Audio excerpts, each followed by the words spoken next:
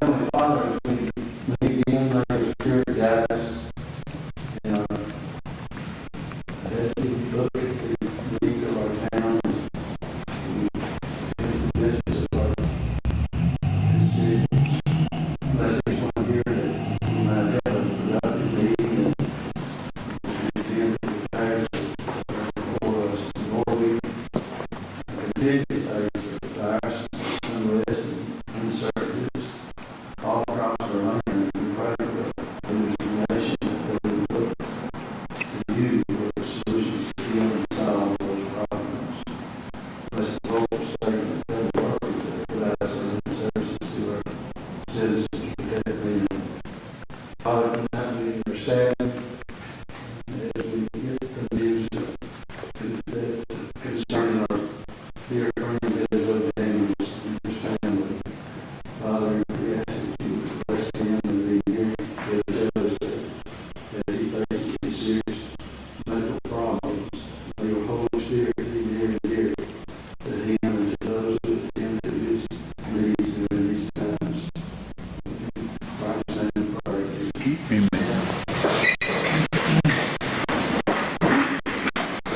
Allegiance to the flag of the United States of America and to the republic for which it stands, one nation, under God, indivisible, with liberty and justice for all.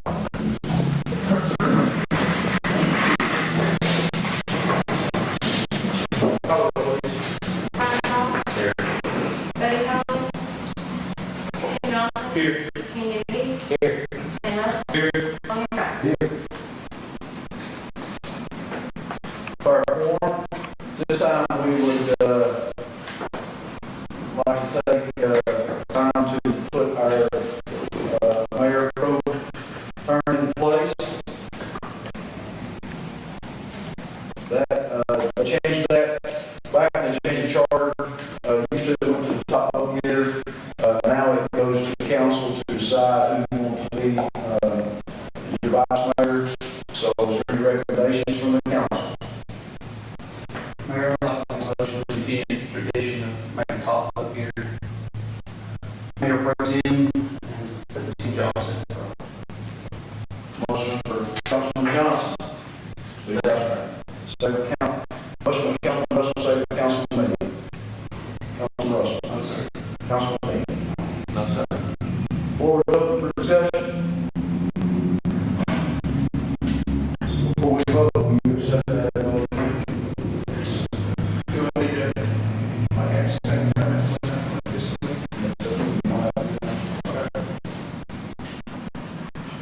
Any other discussion?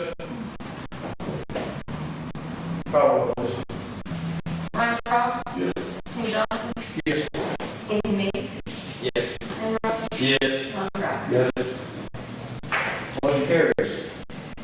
And before we get started, I just want to take this thing off for a second. I want to welcome the new council members. Some of you all have been here for some time, but Councilman Wright, Councilman Lee, Councilman Johnson, welcome you all back. Congratulations on your victory and first meeting back. And Councilman Frost, this is his first time up here. We want to welcome him, and we look forward to the future as to what it holds for this council and the city, and appreciate you all taking the time and the dedication to give back to the people of Harriman. So welcome you all back to the council and to the council.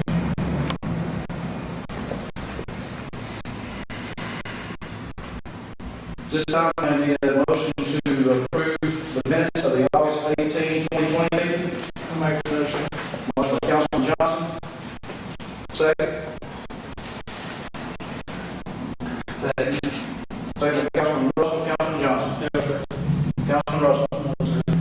Floor is open for discussion. Call roll, please. Ryan Cross? Yes. Tim Johnson? Yes. Andy Meek? Yes. Sam Russell? Yes. Tom Brown? Yes. Motion carries. Motion to approve the salaries. Motion by Councilman Lee. Second, Councilman Wright. Councilman Lee. No, sir. Councilman Wright. Floor is open for discussion. Call roll. Brian Frost. Yes. Tim Johnson. Yes. Kenny Me. Yes. Sam Russell. Yes. Lonnie Wright. Motion carries. Motion to pay the bills. Motion by Councilman Johnson. Second, Councilman Wright. Councilman Johnson. No, sir. Councilman Wright. Floor is open for discussion. Call roll, please. Brian Frost. Yes. Tim Johnson. Yes. Kenny Me. Yes.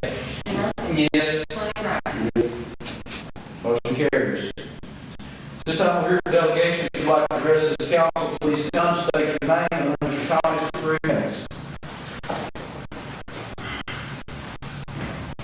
My name is Sarah Bowden, and I'm from Troop 20716 at the Girl Scouts. I'll go ahead and make this go because I know you guys have a lot to keep up with. And what I want to do is I'm going to have one word, which is the equivalent of an Eagle Scout. And I'm going to put a sharing garden after the park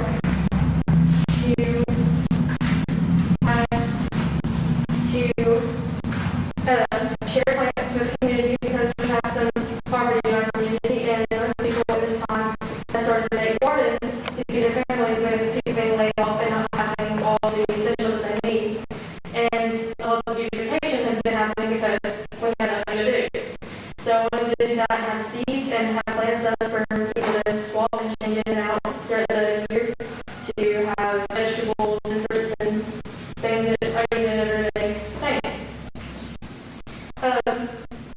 More about the gold award is I want to go to the Air Force, which is it is part of PSA or I'm part of PSA Girl Scouts community, and it's very good. I like it. Wasn't the way about it, but it's very hands-on, and I think it'll bring spotlight to our community because I've been trying to get one of the news stations to come down and do a story on Harriman and just get it put out there to do.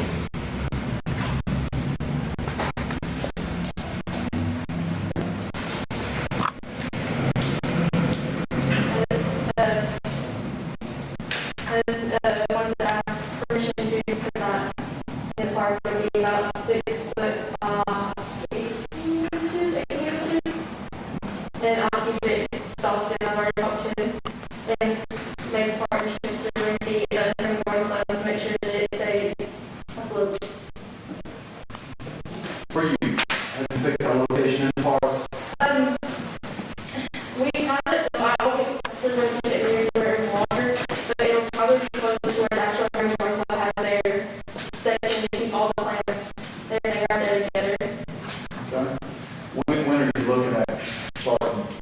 Well, I mean, I have everything to make it done. I just need permission and time to allow it to put it in. Will council?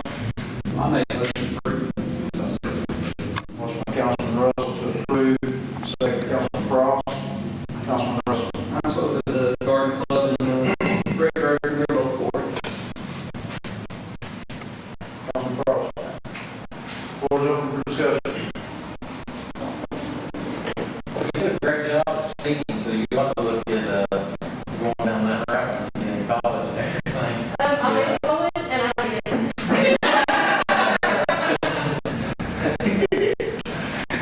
You do know talk. Yeah. I think it's a great idea what she's doing. I want to make sure that we get with, because we're fixing to be doing a lot of work on there. I know it's probably going to be so together. We're fixing to rip out all that. We're going to be tearing most of that stuff out and putting it back. So, just get with Charlie, whoever, and we'll make sure that. I spoke to Charlie once. Okay. All right, we have a motion and a second. Any other discussion? Call roll, please. Brian Frost. Yes. Tim Johnson.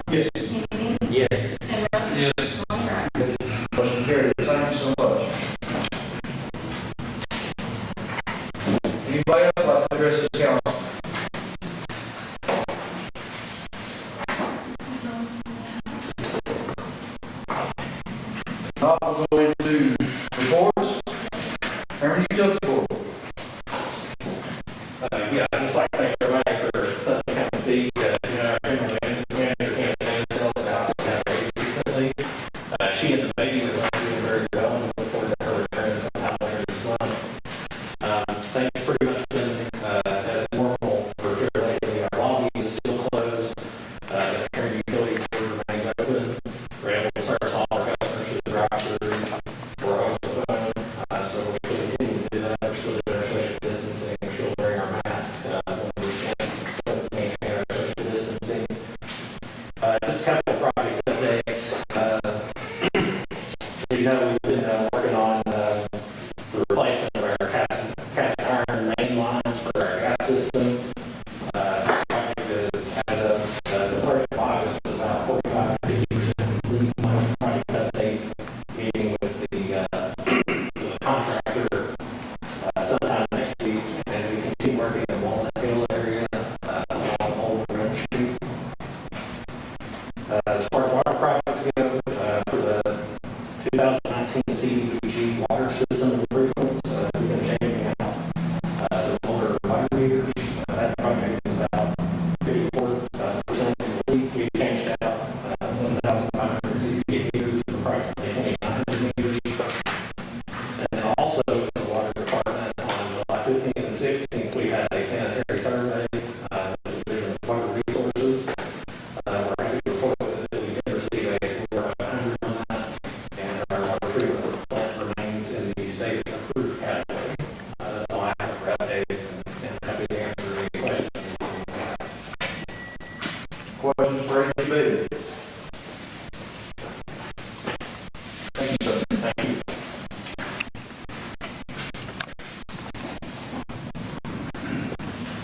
Mr. Lane, on the floor.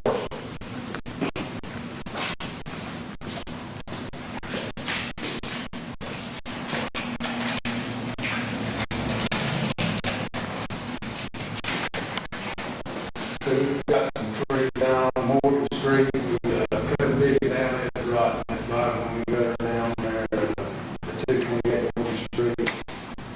Cat dead limb, three big trees, 217 low.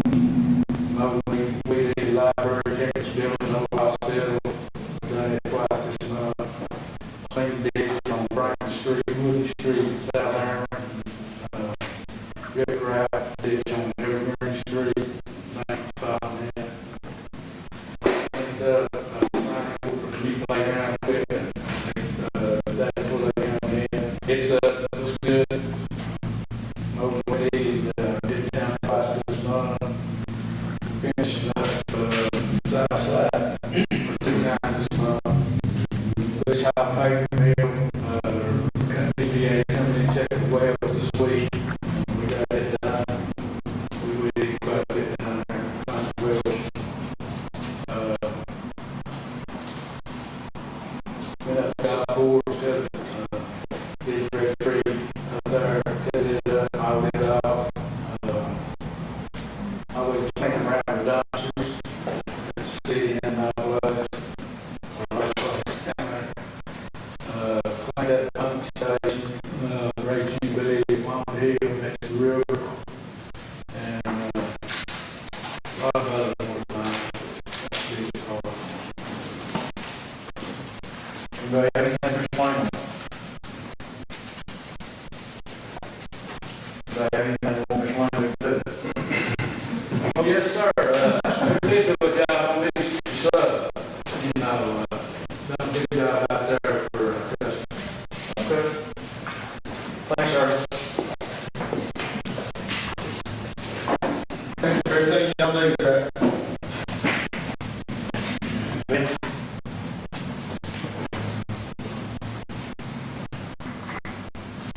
As most of y'all know, we had typically, we had a regular Harriman coming up this week, and unfortunately, with the circumstances, we had to cancel that. First time over, I think, 25 years, we had to cancel that. So I think that shows the gravity of the situation that we're in with all of our stuff. The governor came back out and extended some of his limitations for another 30 days. So what we're working with the Trump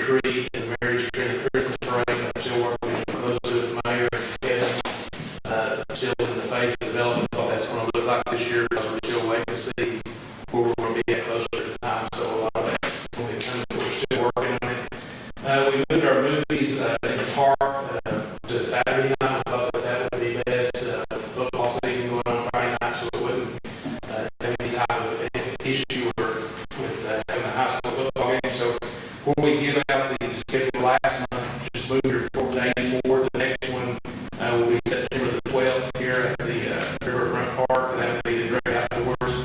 So off your list, we give you out those dates a day forward. We still have the farmers market going on through the end of September. That's Wednesdays from 2 to 5 and Saturdays from 8 to 12. And also coming this Friday at 1 o'clock at the Princess Theater, we're finally going to get the ribbon headed open for the Harriman Historic Museum. So at 1 o'clock this Friday at the Princess Theater upstairs. Then moving forward after that, we're going to do the situation with COVID and everything. We're going to do tours by appointments only. So we'll have that information on our social media. We'll get it out to the council too. They can schedule a tour with myself. We'll do the virtual tour right now. Everything, all restrictions are still going on. That's all I have. Unless you all have any questions. Little side note, not to see Harriman, if anyone is interested in going to the football game, it's Harriman at Coalfield this Friday night. I encourage you to go ahead and get your tickets in time so in advance. So Morgan County is having limited attendance, so they're only selling fast tickets. So if you want to go to the game, try to go by the high school and get your tickets. So we don't show up at Coalfield and say, well, you can get tickets, you can get in. So I encourage you to go out and do that. Is there any questions? That's all I have. Any questions from the trails? Thanks, sir. Parks and Rec, Charlie's doing a little bit of football right now. He's still in the process of getting out equipment things, so he's going to do his report at the next council meeting. Library.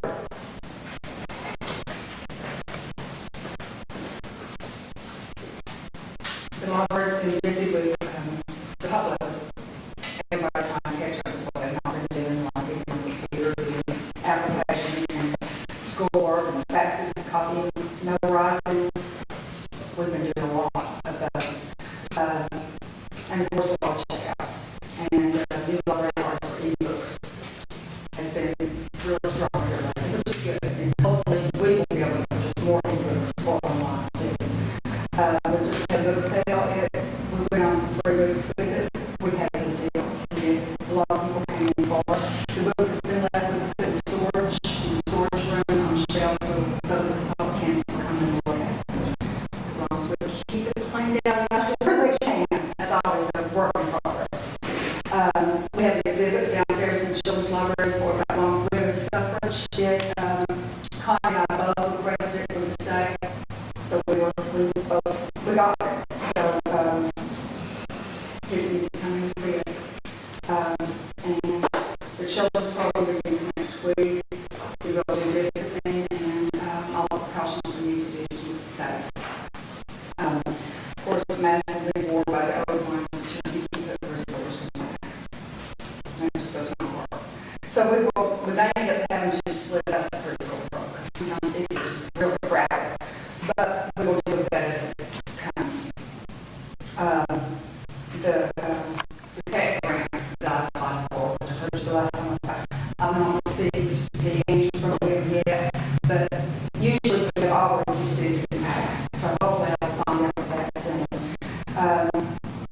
The top grant, we're still in the process of spending the money that the state gives for that. It's a 20% match, and the tech grant's 50% match. So the top grant's really good for running to pay 20% for it.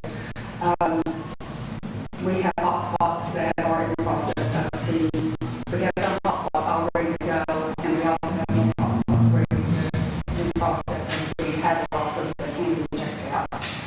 We have a policy in place for people to sign to take them out. The top grant, the CARES grant, which is a brand new grant, and of course it's a one-time grant, and we did receive it, and it's big money. It's $3,510 for rate, which we see for it, and it's for Wi-Fi extenders and more hotspots, and actually it's supposed to be for Chromebooks, but that very well may change because of by the state law, we're required to have certain filters on there so children do not go places they should not go, and the Chromebooks are very difficult for the state to figure out how to put that on for us. So maybe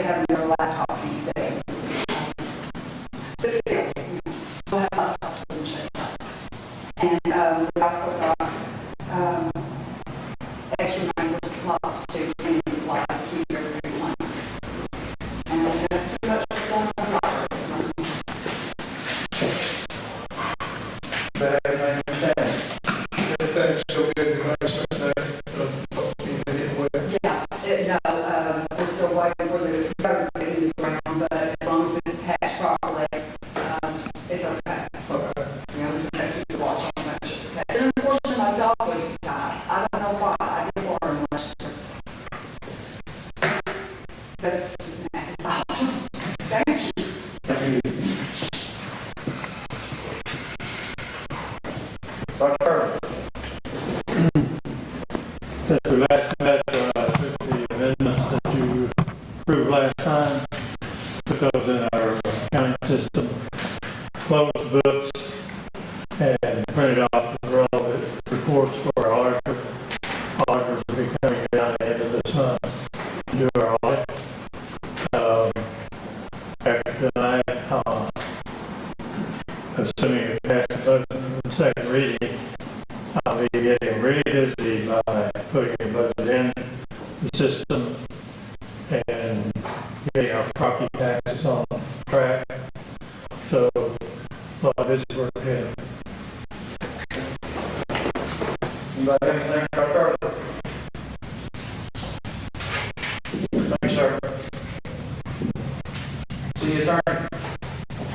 Yes, most of you are aware, we had a meeting scheduled August 28th regarding property maintenance issue with the other attorney and other parties.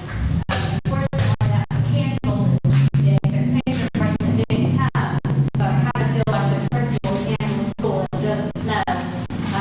But we are working on a date schedule hopefully for early October. So I'll make sure council is all aware and informed. It will be public notice for the public and the property owners to come and they want to participate or just be informed. So hopefully I'll have it at the end of this week or early next week to see if everyone's laid down some time to be there. So hopefully we can resolve this without having to move forward at Chancery Court. Otherwise, I'm still working with code enforcement on those property maintenance issues and finding owners to get them served and clean up the city here. Anybody have anything, City Attorney? Hey, Al, could you possibly give us, email us a list of any open cases and everything we have going on with the couple of them, or just name a few now? Oh, but no, sorry, if you could just email so we can get an update of all the cases we have going on. It might be about, or I have several filed reports, so I can send everybody the information on those properties, and then the last couple of weeks, I've been sent a couple more that are action properties that I have not yet filed, but are about to be. Let me ask you a question. Where are we still with the, I know we're about to 30 days on the old jury store, and I still haven't seen anything happen. What are we doing? Well, now that it's past the 30 days, we have to move forward with the order of the city. I think we're ready to go ahead and do it ourselves. I can have to reach out to the property owners one more time and see if it's a matter of, they have something scheduled and it's not happening the next week, I don't know, but I mean, legally, they've had 30 days, and of course, after that, we can arrange for it ourselves. And we can put it as a lien as the property should be sold later. I think as we said right now, we're at least 45 days or so past what they was given. I think we could consider before our next meeting, taking some kind of action to move forward. We decide to move forward and take the sewer down, get the ice out downtown, and for the property. I know we keep doing that, but we feel we're out in the world. We can reach out and just tell them that we're looking to take action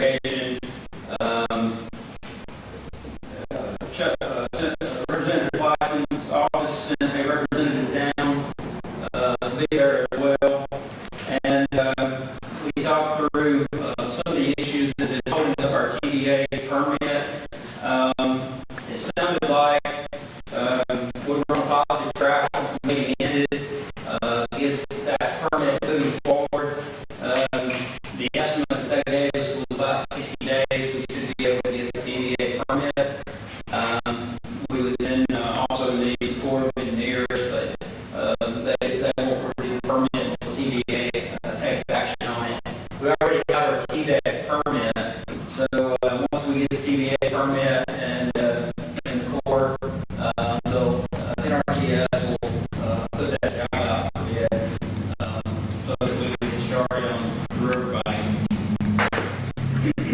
On September the 8th, the intern for BT will be coming in.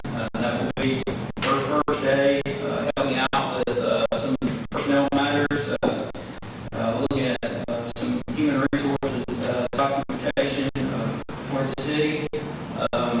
We have our department head meetings on that day. It will be 30 minutes after she starts, so if everybody don't scare her off, we hope she'll be back later that week and be with us through December. On the 9th of this month, the street committee will be meeting. They'll be interviewing 3 engineering firms for the construction engineering inspection work on the Marty Drive project. And they'll be interviewing 2 engineering firms for the engineering design work on the CMAC project. So we would anticipate them to have a recommendation for you at the next council meeting with regard to getting 2 engineering firms on board for that project. We have sent the right-of-way permit signed by TDOT. We're just waiting on them to sign and send it back to us, and also to certify our Title 6 documentation. And with that, we'll be ready to take that project to bid as well. And then you should have a copy of a flow chart there in front of you. You can take a look at, kind of walks you through the steps that we need to take, get into the new building here, as well as some estimated dates, and then on the back, some contingencies, just in case we run into any issues. But right now, we project that we will be moving into the facility the week of September 15th. We have local government scheduled to come in and move the computers down here that the front office needs to operate with. So that's where we are with regard to that. And that is assuming that 3 items under new business tonight are approved by the council. If not, we'll certainly throw that schedule off. And then lastly, on September the 17th at 1 p.m., State Director Jim Tracy of Rural Development wants to come down and officially recognize this project. And of course, all the mayor and city council are invited to be here for that. And we hope the news media will come out as well. And we'll probably let our senator representatives know as well. So if they're here local at the time, they can come and be with us. That's what I got. Take questions. What was that date one time for the interest? 17th of September.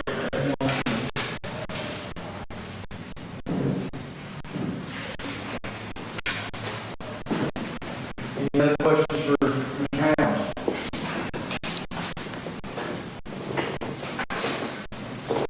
Thanks, sir. This time I'm going to old business. First item, discuss and possibly approve final reading of ordinance number 0820-01. Ordinance entitled, ordinance of the city of Harriman, Tennessee, adopting the annual budget and tax rate for the fiscal year July 1st, 2020, and ending June 30th, 2021. Motion to approve. Motion by Councilman Johnson, second.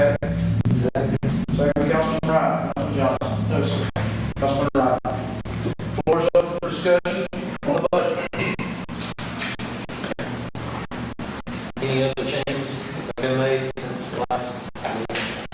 No changes have been made. So we're going to basically $4.3 million payroll, right? Is that what I have on there? Well, I speak for part of the budget. I think, Kevin could better speak to the adjustments that were made.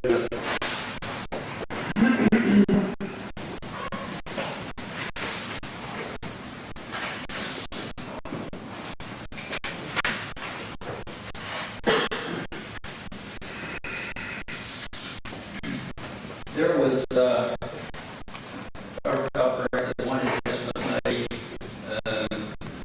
in the, fire department,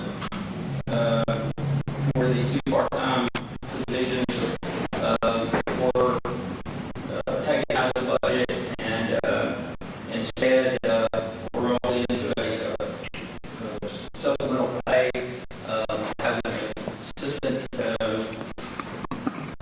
in that department. And I think we had, we were one firefighter short from the list, so we added one firefighter to the list. Can you repeat that again? You're going to change 2 part-timers and what? Two part-timers, will be deleted from the budget. We have not been staffing those positions. That, the money that was allocated for that, we used to pay supplement to appoint an assistant for the department.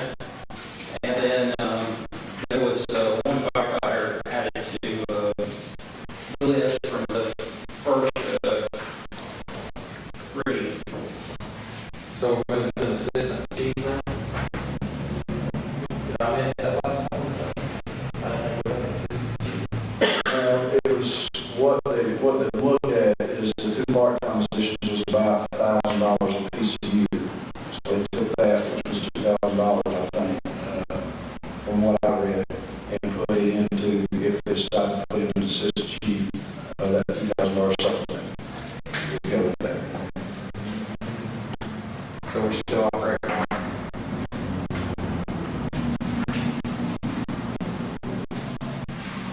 three capitals, three things, right? Yes.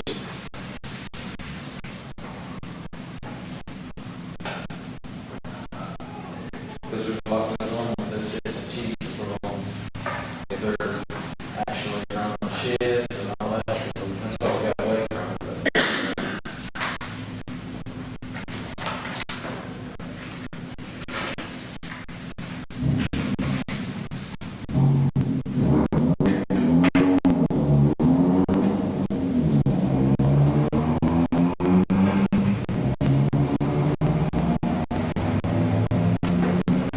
Any other questions on the budget?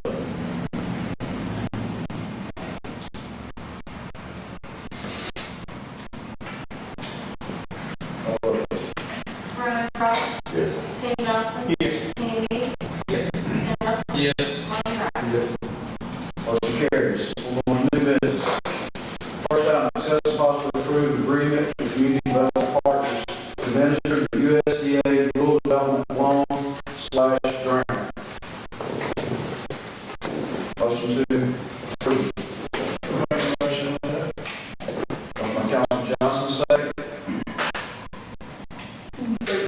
Second by Councilman Russell. Councilman Johnson. Yes. Councilman Russell. Floor is open for discussion. Kevin, you comments, just detail that out. This is basically the same type of agreement that we enter into, currently with them, to do the home grant, and also doing the, Parks and Recreation grant, where they, take care of a lot of the environmental work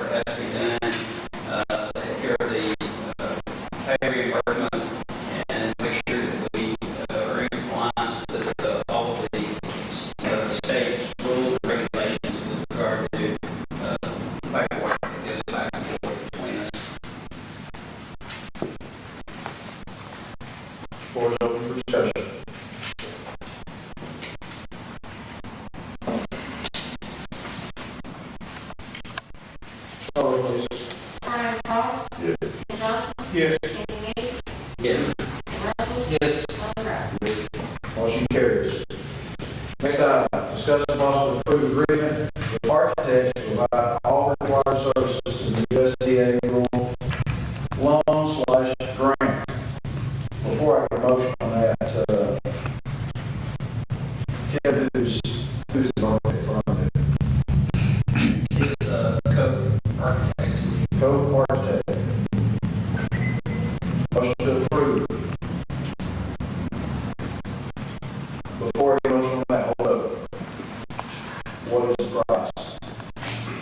It is, at present, 75,000. And when we started that, first proposal that we received was, 195. We, brought them in and took them through the buildings that they, could see what had, already been worked on by, our in-house forces, versus what they were going to have to do going forward. So they changed their proposal, and we came back at that point at 97.5. And we still felt like that was too high, so we went back to them and basically told them that they could get down to this price, and it would be within the range that most of the architects and other folks that I've talked with felt like was appropriate for the size of this job. All right, motion to approve. Motion from Councilman Johnson, second. Second, Councilman Russell. Councilman Johnson. Yes. Councilman Russell. Yes. Floor is open for further discussion.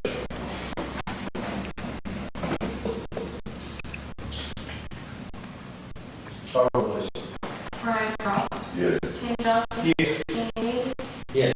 Tim Russell. Yes. Lonnie Wright. Yes. Motion carries. Last item, discuss and possibly approve documents to finalize USDA loan.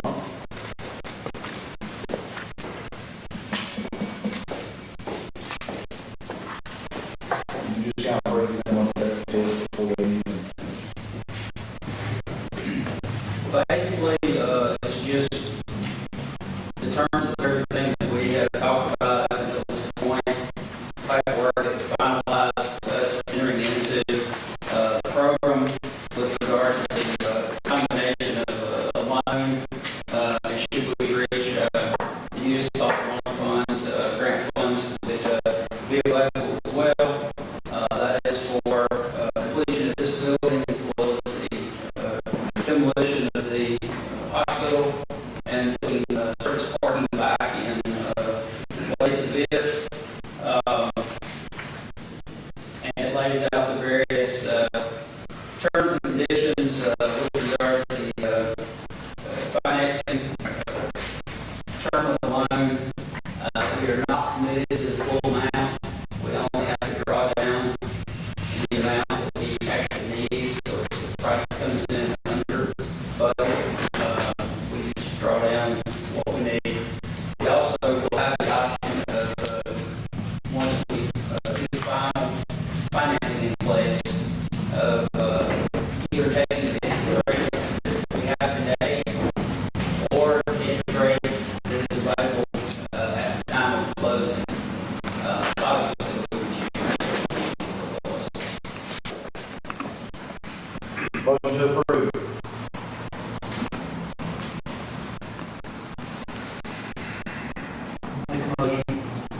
Motion by Councilman Russell, second. Second. Second, Councilman Wright. Councilman Russell. Councilman Wright. Kevin, where are the documents, are they signed? That were in the packet when they went out. This got the album here. Look at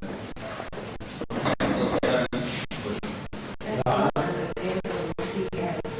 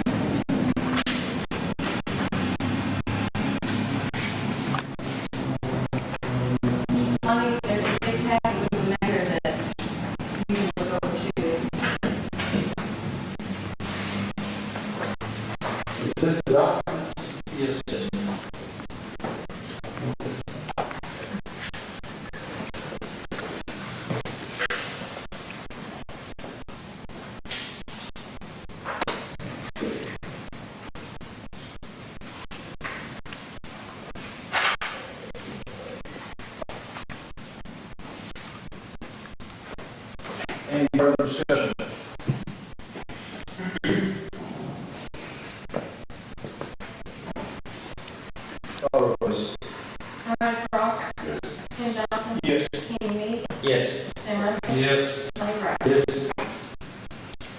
Motion carries. This time we're here from council. Councilman Russell. No, sir. Councilman Wright. No. Councilman Meade. No, sir. Councilman Frost. No, sir. Councilman Johnson. Just like I asked everyone, please pray for Billy Joe Daniels and his family. They really need it right now. That's all I've got. Thank you. I don't have anything tonight, just looking forward to the future work with you all and what we have in store for the citizens of the city. Motion to adjourn. Motion. Second. All in favor, aye. Opposed, like.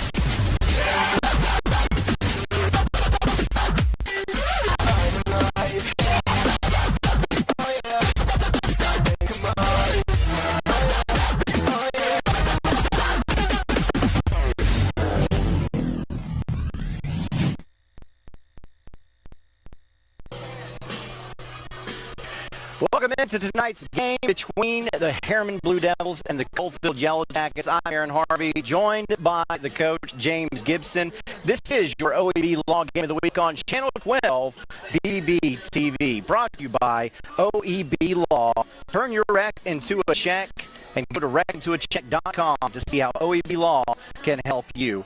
So, once again, my man, Coach James Gibson joins me. Coach, how excited are you for tonight's game? Extremely, Aaron. This should be one of the better games in the area. Harriman is trying to snap a 4-game losing streak against a tough, well-coached Coalfield team. So I'm excited. I think we got a good one here tonight. I do too. So we will break down some teams in the area and more. But first, let's go ahead and catch a break. This is your OEB Law Game of the Week.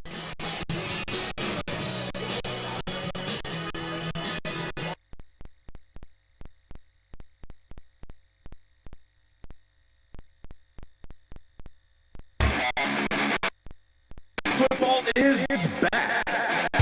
OEB Law is excited for a season full of big hits,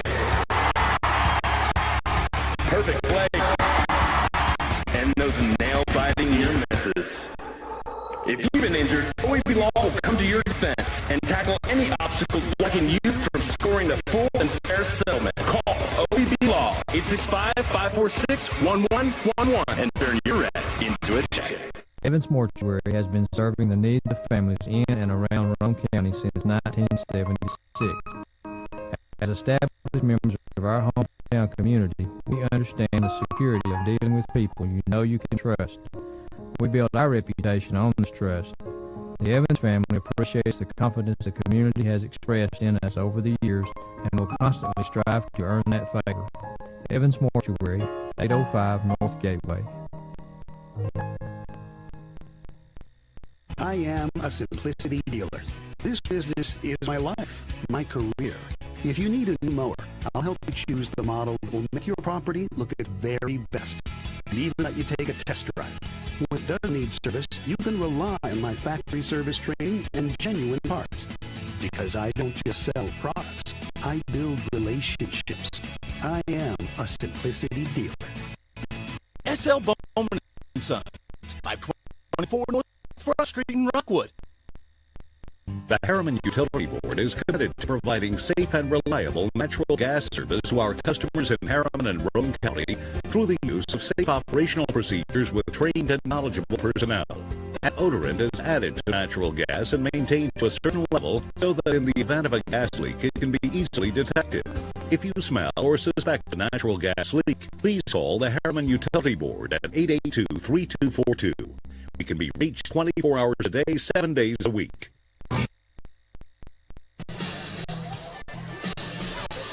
Welcome back into your OEB Law Game of the Week. We're at Rochelle Field on the campus of Coalfield High School, where tonight the Harriman Blue Devils have joined in. And look across the way there, you see Commissioner... Look at that. That's our guy, Randy Ellis.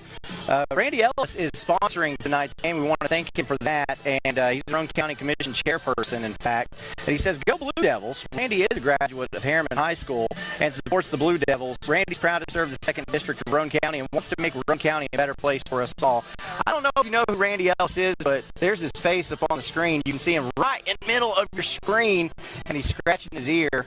He's getting ready for this one. He's pretty excited. He wants to see the Blue Devils break that 4-game losing streak that you were talking about. And he's sitting next to a Rockwood fan. Rockwood able to play last night so that they could come up to Morgan County and enjoy a Roane County show. Roane County versus Morgan County anyway. So, all right, we are 2 weeks into this high school football season. So let's take a look at regions in our area. And it's kind of wonky because some teams haven't played because of COVID-19. Some have played, but not all their games. It's interesting.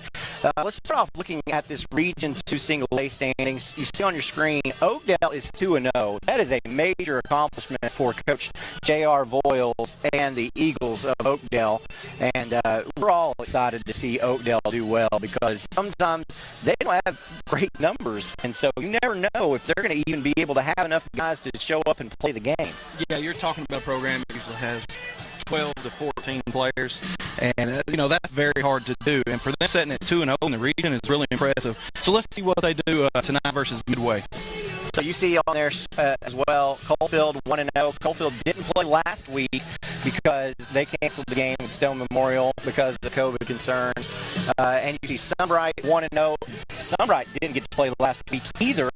They are on a 2-week quarantine because of COVID-19. So, and Greenback starting out 0-2.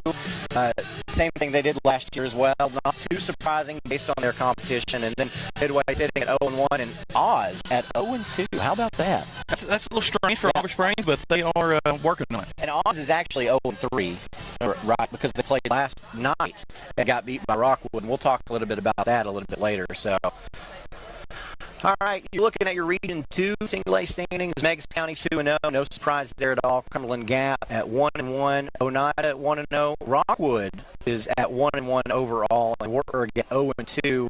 None of these teams have played a region matchup just yet.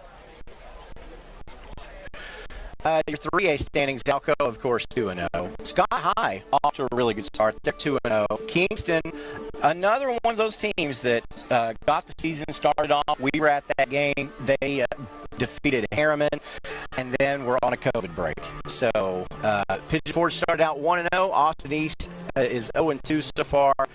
GP Northview Academy sitting at 1-1. The only region game is Alcoa versus Austin East, and Alcoa, of course, won that game. So 4A standings, Region 2, East Hamilton sitting at 2-0, Howard at 1-1, AC is 1-1. They had that classic matchup against Powell. They went down to the wire. Eastridge 1-1, and then Sequoia, Chattanooga Central, and Hickson all looking for their first victory of the season. Now, these 5A standings, Powell is 2-0, and Powell has probably had the toughest schedule so far that we've seen out of all these teams. They played AC, and they played Beach. And so, having to make up some games because of COVID-19, Powell got the opportunity to play Beach, which some may recognize as former ball Jalen Hurts' alma mater.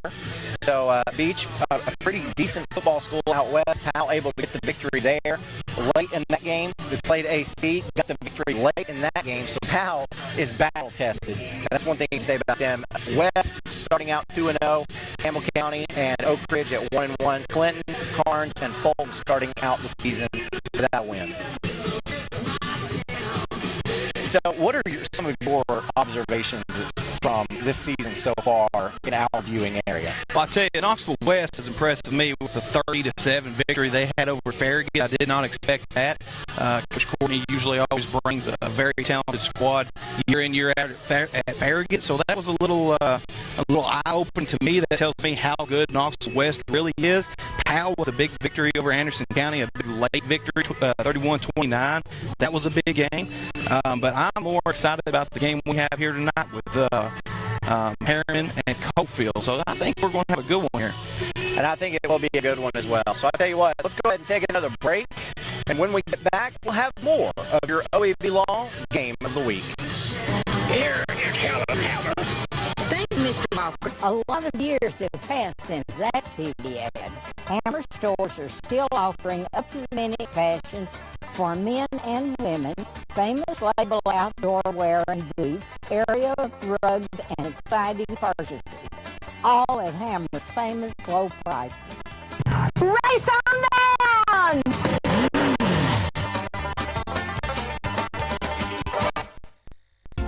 Planning a funeral can be difficult at best, but can be a lot easier if you work with people who care.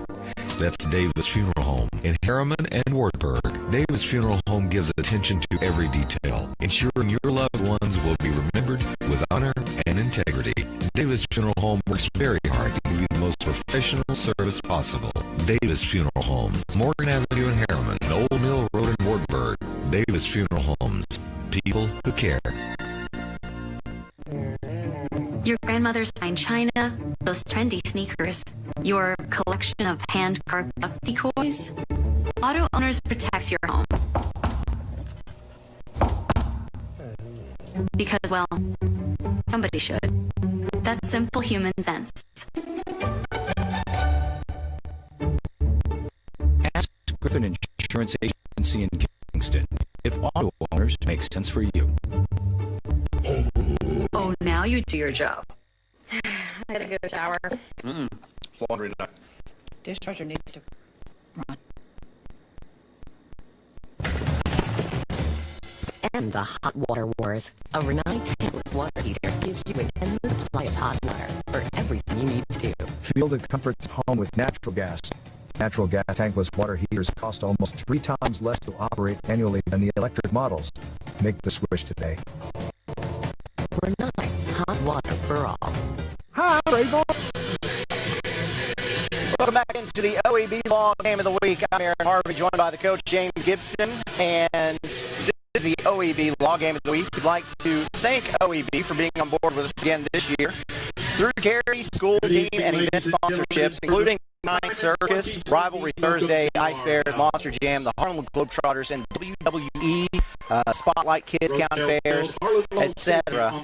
OEB Law is doing things such as turkey drops and support for remote area medical, farm, the Kidney Foundation, Ronald McDonald House, local schools, as well as supporting the art and music, as well as presenting a $1,000 check to each of these schools that we go to. So we thank OEB Law for everything that they do for our community, and also to allow us to get on the air and podcast, get some of these kids some highlights so that they can always go back and they can watch these things. Because you know what?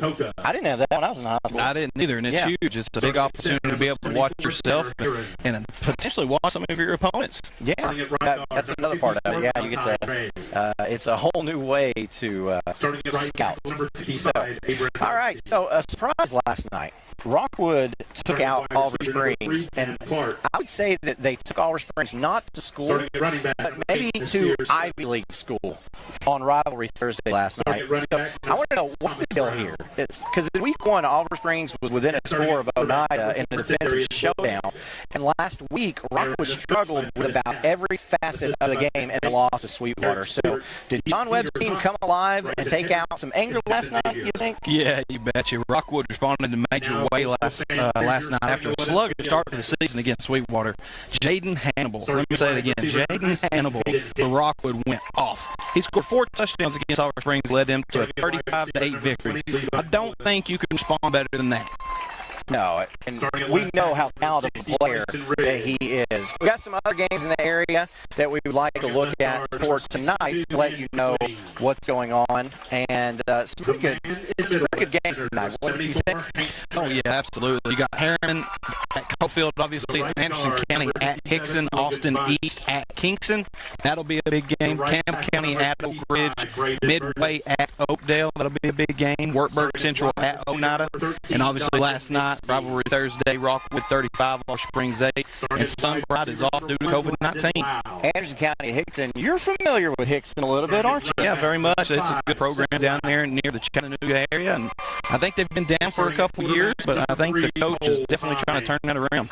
So what was your role with that Hickson program? That was actually Hickman County High School. Oh, Hickman County. Yeah, I was an assistant football coach there, but had several connections at Hickson High School down in Chattanooga. Okay, so Hickman, I don't know why I got those confused, but you know Hickson anyway. Yes, I recruited it heavily.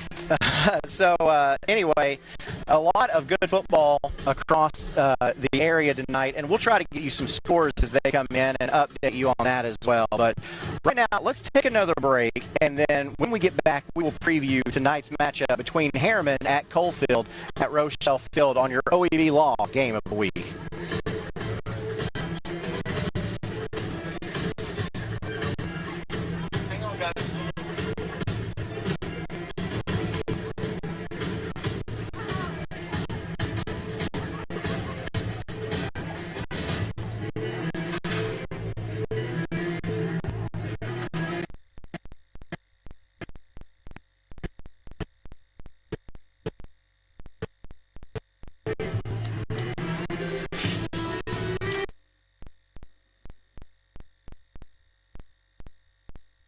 My career.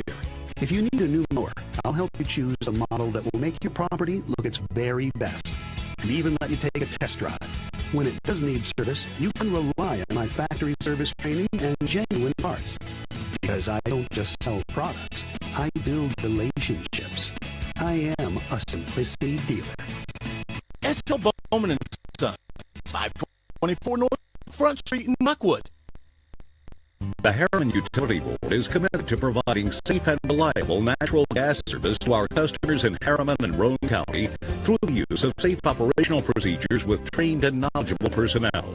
An odorant is added to natural gas and maintained to a certain level so that in the event of a gas leak, it can be easily detected. If you smell or suspect a natural gas leak, please call the Harriman Utility Board at 882-3242. We can be reached 24 hours a day, 7 days a week. Here is Helen Hammer. Thank you, Mr. Walker. A lot of years have passed since that TV ad. Hammer stores are still offering up-to-the-minute fashions for men and women, famous label outdoor wear and boots, area rugs, and exciting purchases. All at Hammer's famous low price. Race on down!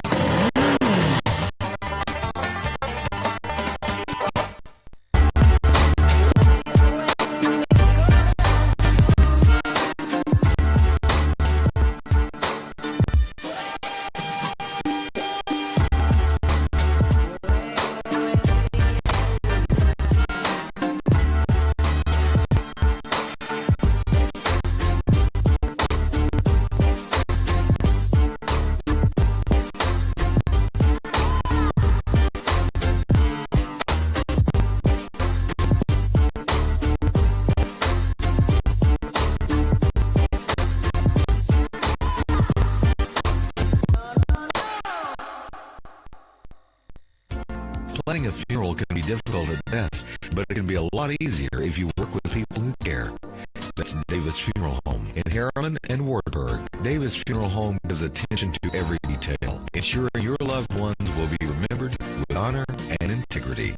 Davis Funeral Home works very hard to give you the most professional service possible. Davis Funeral Homes, Morgan Avenue in Harriman and Old Mill Road in Wartburg. Davis Funeral Homes, people who care. Your grandmother's fine china, those trendy sneakers, your collection of hand-carved duck decoys. Auto Owners protects your home. Because, well, somebody should. That's simple human sense.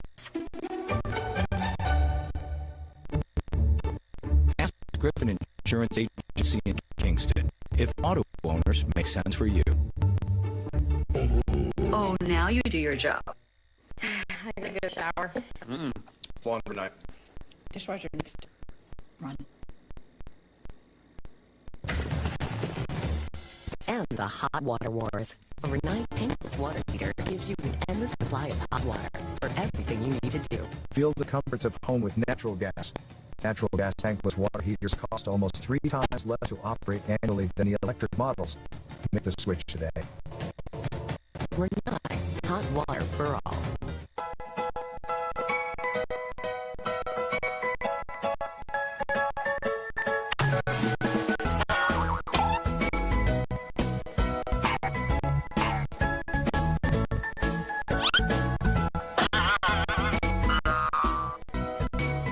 Don't dig blind.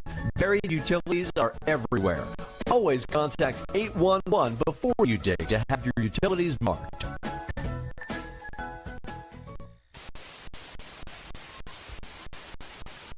And it's blocked.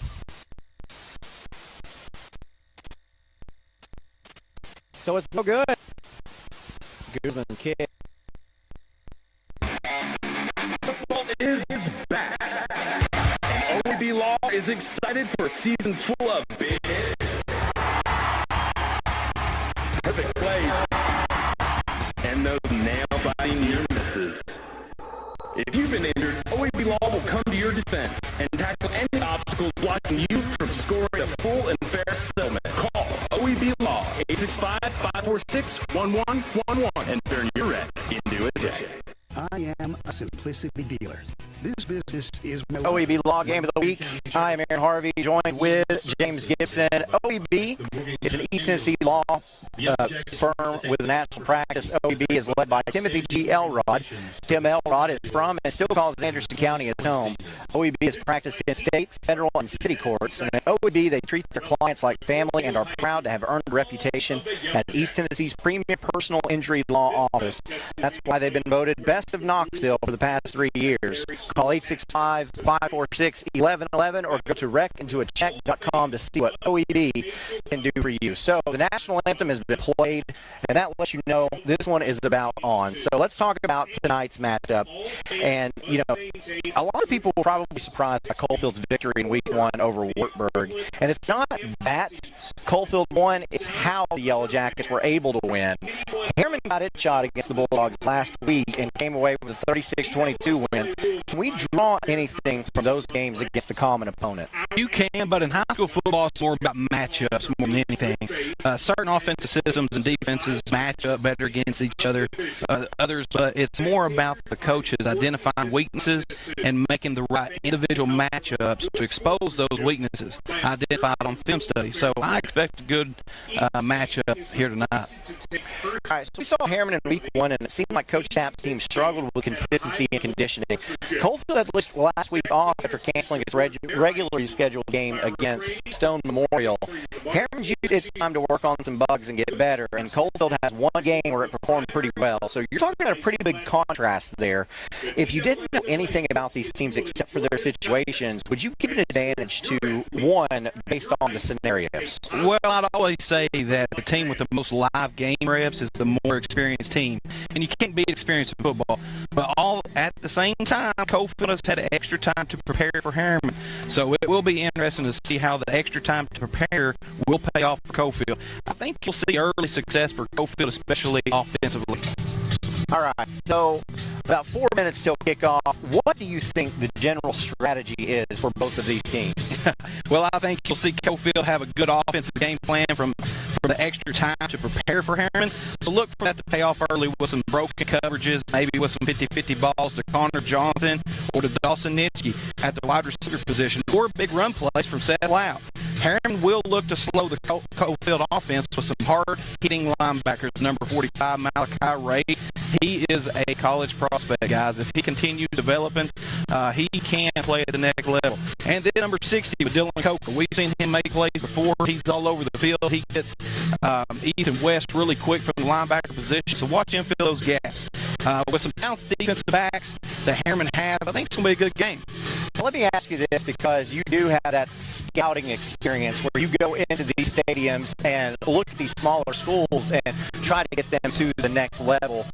When you're watching a game with me, are you kind of evaluating some of these kids and seeing if they have next level talent for, say, a school like Kentucky Christian?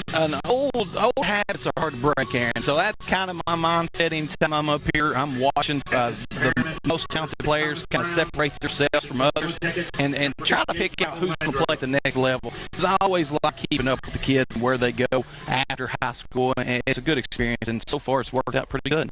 So both teams getting set to get underway. As we see the captains on the field, they will conduct the coin toss. And tonight's game, the Harriman Blue Devils are 1-1, as you see on your screen. Coach Travis Tapp is in his 18th year. That's hard to believe, because I know you remember it. I remember when that guy was at Oakdale. And so we're getting old, man. We are, man. Time flies. So versus Coalfield, he's 6-18 overall, but at Harriman 4-11. So this is a young rivalry. The first meeting that we know about was in 1934, but the team didn't meet again until 2003. That's a pretty big break. It's crazy to think with just a couple miles separates them. Yeah. So Harriman trails 5-11 in the overall series. At Harriman, they are 3-5, and here at Rochelle Field, just 1-6. And so the coin toss has happened, and Harriman is going to kick to start this game, and they will get the ball to start the second half. And so Coalfield playing in its 90th season, 455, 365, and 10 overall. So a lot of tradition here at this Coalfield High School. 11 district and region titles, as you see on the screen, 45 winning seasons. The 2016 Class 1A runner-up, a home record of 234, 172, and 5, a road record of 220, 189, 5. So they'll be looking to improve that home record tonight. 32 playoff appearances, 38-32 in the playoffs overall. And the first football coach was in 1931, and that was Mr. W.R. Rochelle, to which this field is named after. And a lot of history at Coalfield. So looking forward to getting this one underway and seeing what Coalfield can do. They're hyped up and ready to go. So we touched on it a little bit, but where do you think the break Coalfield last week, where do you think that has them standing tonight? Do you think they'll be a little bit rusty with that week off? Yeah, you can always be rusty as a player, but I tell you who's sharper, and that's the coaches. They've had 2 full games to to watch of Harriman playing, so they're fully prepared. They know exactly what Harriman is going to be doing.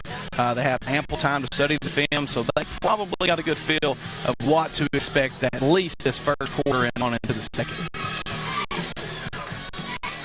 Does that extra week of not playing, you said the coaches get better, they get that extra scouting week. Do you think that's more beneficial than your kids not getting on the field? No, I don't. I think it definitely helps the coaches prepare the team, but live reps, you can never substitute live reps. All right, getting set for that Davis Funeral Home kickoff. Davis Funeral Home with 2 locations in Harriman and Wartburg. Call Rob or Preston Davis for your funeral needs. That's a short kick taken at the 25, and let's see. It's up to about the 30. They're going to give him the 39, and that is where Coalfield will start this drive. On the return is Levi Mullins, as we get to see a replay of that Davis Funeral Home kick. Thanks to our Chuck Fleischman replay. So, not a lot there, but great starting field position nonetheless for these Yellow Jackets.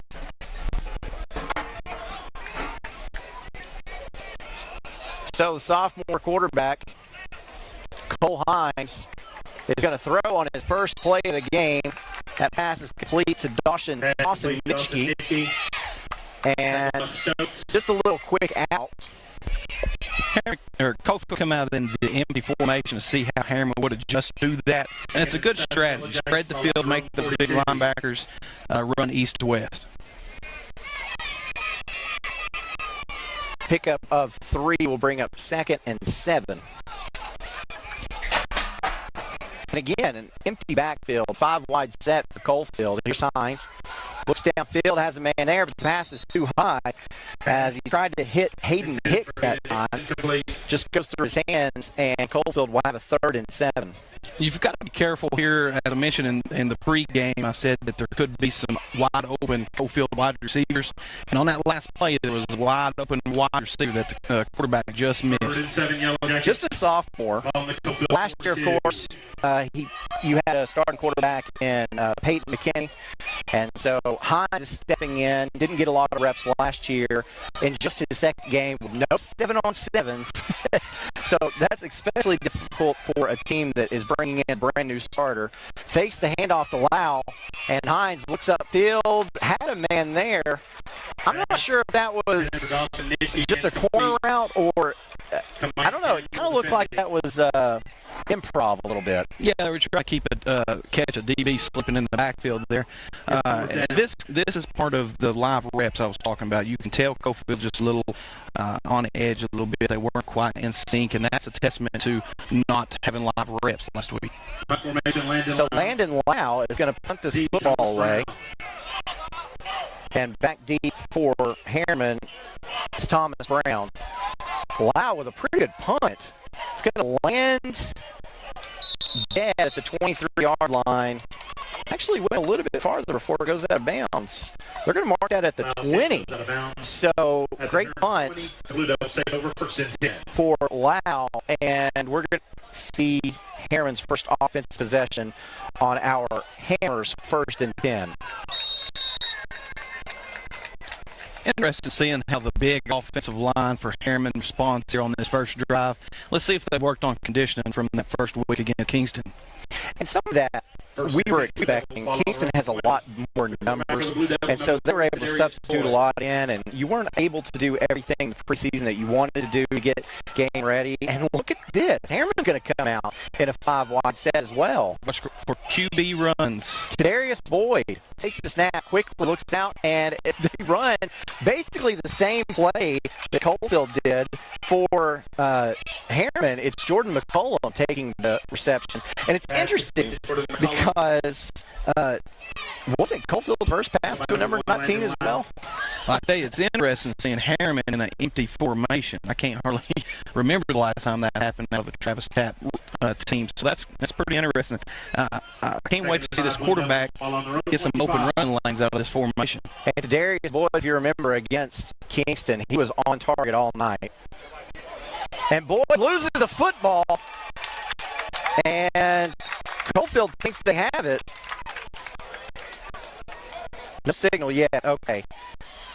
Harriman will retain possession, but Boyd just pulled, and he's got to come out of the game because his helmet came off, but Boyd just put that football to his side, and it slipped out of his hands. Well, that's pocket awareness. The pocket broke down, and he should have stepped up, and he stepped back, and that gives that defender time to get to close the distance to the quarterback. Next time, if he can learn that, step up into the pocket, it will buy him a little more time. Yeah, we'll see that on the Chuck Fleischman replay. Fleischman has been the congressman since 2010, serving Anderson, Roane, and Morgan counties. So, Harriman now in a 3rd and 10. And I believe the Blue Devils are just going to call a timeout here. They are. Coach Travis Tapp's team's going to talk about it. 9:41 left to go in this first quarter of your OEB Law game of the week. Coalfield is back. OEB Law is excited for a season full of big hits, perfect plays, and those nail-biting near misses. If you've been injured, OEB Law will come to your defense and tackle any obstacle blocking you from scoring a full and fair settlement. Call OEB Law 865-546-1111 and turn your wreck into a chicken. Back at Rochelle Field, we are scoreless in your OEB Law game of the week. OEB Law, through charity, school, team, event sponsorships, including Spotlight Kids County Fairs, doing such things as Turkey Drop, support the remote area medical center, and CARM, Kidney Foundation, Ronald McDonald House, and more. OEB Law is supporting the community and being involved. Go to recordtochat.com for more information. So, new quarterback into the game for Coalfield now. Or, I'm sorry, for Harriman. And that looks like Nick Pelfrey. Pelfrey throws his towel out. He's got a 5-wide set, takes a couple steps and lets it fly way downfield. He's got a man. That's Brown. It's caught to the 40, to the 30, to the 20, to the 10. Can Brown be caught? Yes! But he rode in. I think that's a touchdown. I'm in agreement with that. He looked like he rolled over the defender to break the out. He's got a 5-wide set. Takes down at the 1, which makes that officially a 79-yard completion. And how about Harriman bringing in Nick Pelfrey at quarterback and letting Pelfrey fling it downfield? Reminds me of J.T. Shrout last year for Tennessee. Coming in for one play, throws a 50-yard touchdown. That's awesome. And Boyd is back into the game. So do we see a 2-quarterback set here? Electing to go shotgun on the 1-yard line. And we do have a flag on the field. No, Tapp wants a timeout first. So Coach Tapp gets the timeout before he's flagged for something. And so he's going to talk to his team and try to draw up a play to get 6 points on the board in your OEB Law Game of the Week. And we'd also like to let you know that tonight's game is brought to you by the City of Rockwood. The Mayor of Rockwood and council members Steve Bryant, Jason Jolly, Shane True, Mike Fuller, Harold Halloway, and Bobby Anderson are all big fans of the Rockwood Fighting Tigers and hope they have a winning season this year so that they will be in the playoff picture at the end of the regular season. As Mayor Brillo Miller would say, go Tigers, play hard tonight or next week and win, as Rockwood has already played this week. Let's see what Harriman decides to do after the timeout coming out here on the 1-yard line. Last time out here, they came out in a shotgun, spread the field, so look for some kind of handoff inside zone. I'm telling with the Travis Tapp offense, to be honest with you, but it's rare to see him on a shotgun on the goal line. It's difficult for me to think that if I'm calling plays, I'm calling anything other than like a quarterback sneak here or a fullback dive. But there's Boyd lined up in that pistol set, 2 wideouts either side, 2 tight ends. Boyd, handoff, and picking up nothing is Nasir Stokes. It's an interesting play call, in this position on the field. You're trying to spread your field and get your running back a little bit of space in there, but it's pretty hard out of that formation.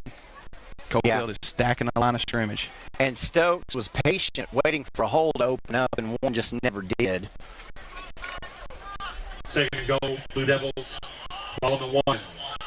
This time, shotgun formation as Stokes is going to be to Boyd's right. Handoff going from right to left, and Stokes gets in. Touchdown, Harriman. For the Harriman touchdown, play coverage 1 yard. So the Blue Devils strike first. Brought in 2 tight ends and run off the tackle, and it really paid off for him. On the 1-yard line, do you like stretch run plays like that? Not too much, but if you bring in 2 tight ends, it always can add a big benefit there. So with 8:27 left to go in the first quarter, it is Harriman that strikes first, trying to end that 4-game losing streak to the Coalfield Yellow Jackets. Same formation. Yeah. Except this time, it's Stokes on the left side of Boyd. Boyd, this time, drops back pass. Quick out. That pass is complete. 2-point conversion succeeds. That's to Cam Clark. And Harriman is up 8-0, scoring on its first possession of this game. Harriman's ready for a fight here tonight, and I think they've had plenty of live experience against Kingston, a bigger team, so they're ready. The Harriman Utility Board is committed to providing safe and reliable natural gas service to our customers in Harriman and Roane County through the use of safe operational procedures with trained and knowledgeable personnel. An odorant is added to natural gas and maintained to a certain level so that in the event of a gas leak, it can be easily detected. If you smell or suspect a natural gas leak, please call the Harriman Utility Board at 882-3242. We can be reached 24 hours a day, 7 days a week. And welcome back to the OEB Law Game of the Week. I am Aaron Harvey, joined by James Gibson, as Harriman has struck first. They lead this one 8-0 with 8:27 left to go in the first quarter as we prepare for our Davis Funeral Home kickoff. Davis Funeral Home, 2 locations in Harriman and Wartburg. Call Rob or Preston Davis for your funeral needs at 862-2000 or 346-2211. Also, you can visit davisfuneralhomes.com.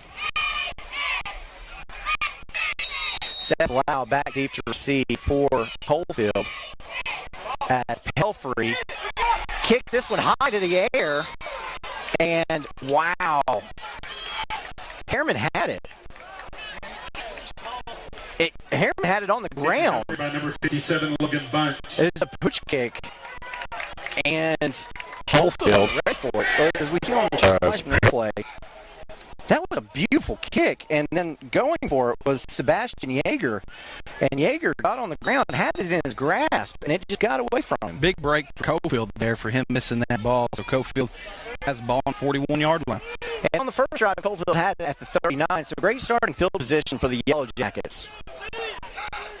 Hines back in at quarterback, sends a man in motion from right to left, and here's a handoff to Lau. Lau has lead blockers in front of him, makes a move, and is down at the 46-yard line. Pick up a 5 to bring up 2nd and 5. Stop number 60, Dylan Coca. As we see on the OEB Law, or the Chuck Fleischman replay, Landon Lau was brought in motion from right to left as an extra blocker. He just outran his protection there just a little bit. It's really good block on the play, though.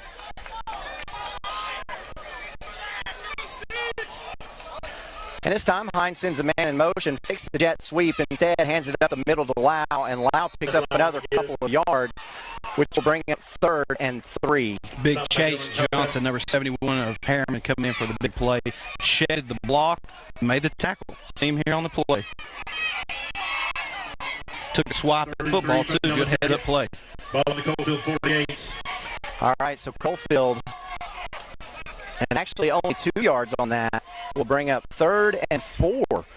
So on Coalfield's 3rd down, 2 men to either side. Lau in the backfield. Here's Hines. He's going to up and throw. That pass is complete, and we'll have to see where he marked it because he had forward momentum around the line to gain.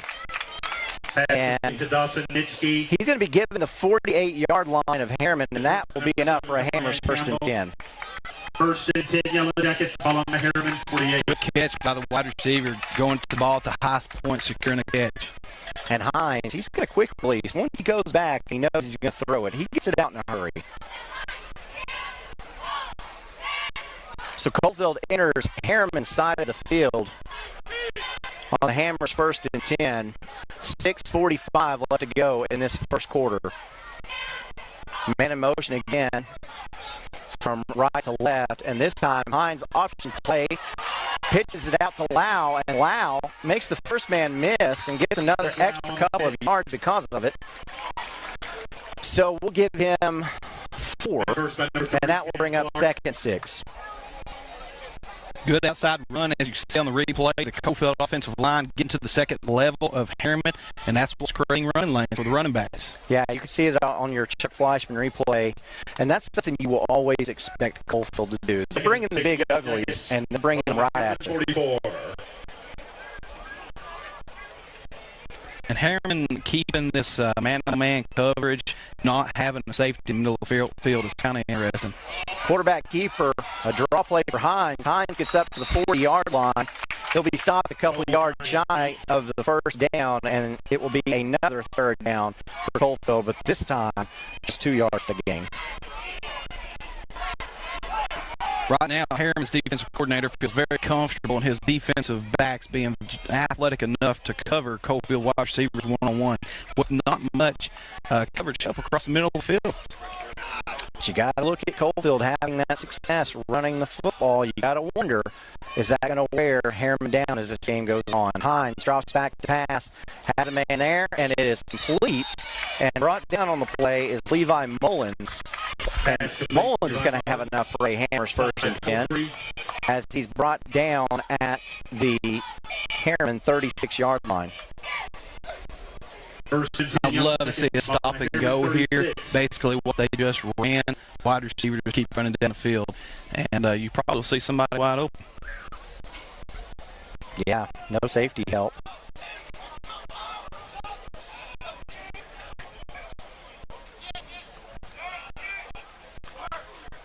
Handoff, Lau. Gets it right up the gut. And picks up all the way to the 25-yard line, which should be enough for another Hammers first and 10. Really good field vision here. He really identified the hole. If you see on the replay, bounced back inside, bounced back outside, kept his shoulder pads low, picked up some hard yards. How hard is that for a running back to see the lane outside and divert away from it for the hole on the inside? That's what separates the good ones from the great ones. I wouldn't be a great running back. I want to go outside every time. So here's Coalfield again in that twin set. Sends a man in motion, handoff Lau, going from right to left again. And it's brought down. I believe they're going to give him the 20, which is a pickup of 7, which will bring up a 2nd and 3 on that Hammer first and 10. Again, Coalfield's offensive line is getting a decent push, and they are getting to the second level, even if it is just to get a quick hand on the linebackers. It's working right now, and it's working good for the Coalfield run game. So again, Coalfield coming out with those twin sets and sending a man in motion again. And that's Levi Mullins. And another option play. This time, Hines is going to keep it and picks up big yardage. Gets inside the 10-yard line. Cole Hines, the ball carrier. That's all Cole Hines right there. That's a great run. Good job picking up the first down. Never quit. I believe they're going to mark him to 8, which will be a Hammers first and goal, and that would be a 12-yard pickup on the play for the sophomore Hines, making just his second start of the season. From the 8. So this time Hines with Lau in the backfield. Hines drops back to pass, fakes it, now throws to the end zone. That pass is overthrown. That was that stop and go you were looking for, but that's a little bit close to the end zone. That's a hard play on the goal line. When you got a little more room in the open field, that's a good play call. But it almost worked, so let's see what they do here. Your window to get that in, as we see on the Chuck Fleischman replay, is a lot smaller. Well, it's exactly. Your defensive backs, it's a lot easier job for them. It's a lot less ground for them to cover. And we got a timeout on the field, and I'm not sure why. Hearing Landon Lau had some blood on him. He'll have to get that wrapped up real quick, and he can get back in there. What a beautiful night here. About 75 degrees. Just had a little bit of rain before kickoff. A great night for football. Wonderful night. And the field here is always in such great condition. Beautiful field. So same set again, same man in motion again from left to right for Hines. Hines hands off Lau. Lau looking for a hole, cuts it back inside, picks up a couple.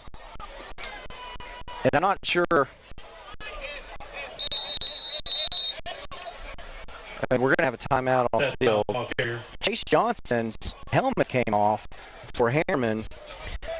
And that's a big shot for Harriman down here on the goal line. You want one of your bigger, stronger players on the field right now. So that could have an impact right here. So we got 3rd and goal from the 5. A pickup of 3 for Lau on that one. What are you looking for here? 3rd and goal. I'm handing off Chase Lyles, or Seth Lyles, who I'm handing off to right here. He's averaged a good 4 or 5 yards per carry. I think you can punch it in. 2 backs in the backfield for Coalfield, and the Yellow Jackets want to talk about it. So Coach Henry will consult his team and see what they're going to do on this big 3rd down in your OAB Law game of the week. Walker. A lot of years have passed since that TV ad. Hammer stores are still offering up-to-the-minute fashions for men and women, famous label outdoor wear and boots, area rugs, and exciting purchases. All at Hammer's famous low price. Race on down!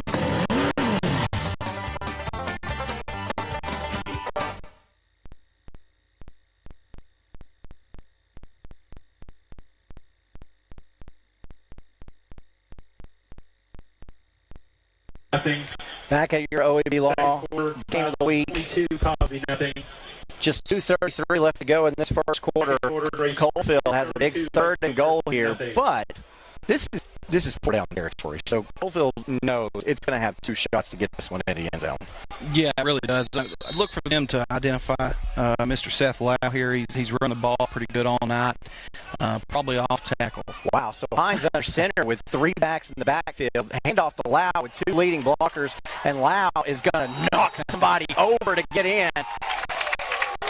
Lau saw Brady Stubbs and said, "Get out of my way." Now that's a man running that football here, and that's a good high school East Tennessee running back. He just imposed his will on the defender. In case you didn't know it, touchdown Coalfield. And they've cut this Harriman lead down to 2 points. Listen to this Chuck Flossman replay. Oh, man. Yeah, that's the hit stick that you get in Madden. Same formation, 2-point conversion. And not the same play. It's fakes, and Hines is easily able to complete that pass. That time goes to Mullins. And so the game is tied 8-8. Coalfield responds and ties this one up in your first quarter with 2:27 left to go in your OAB Law game of the week.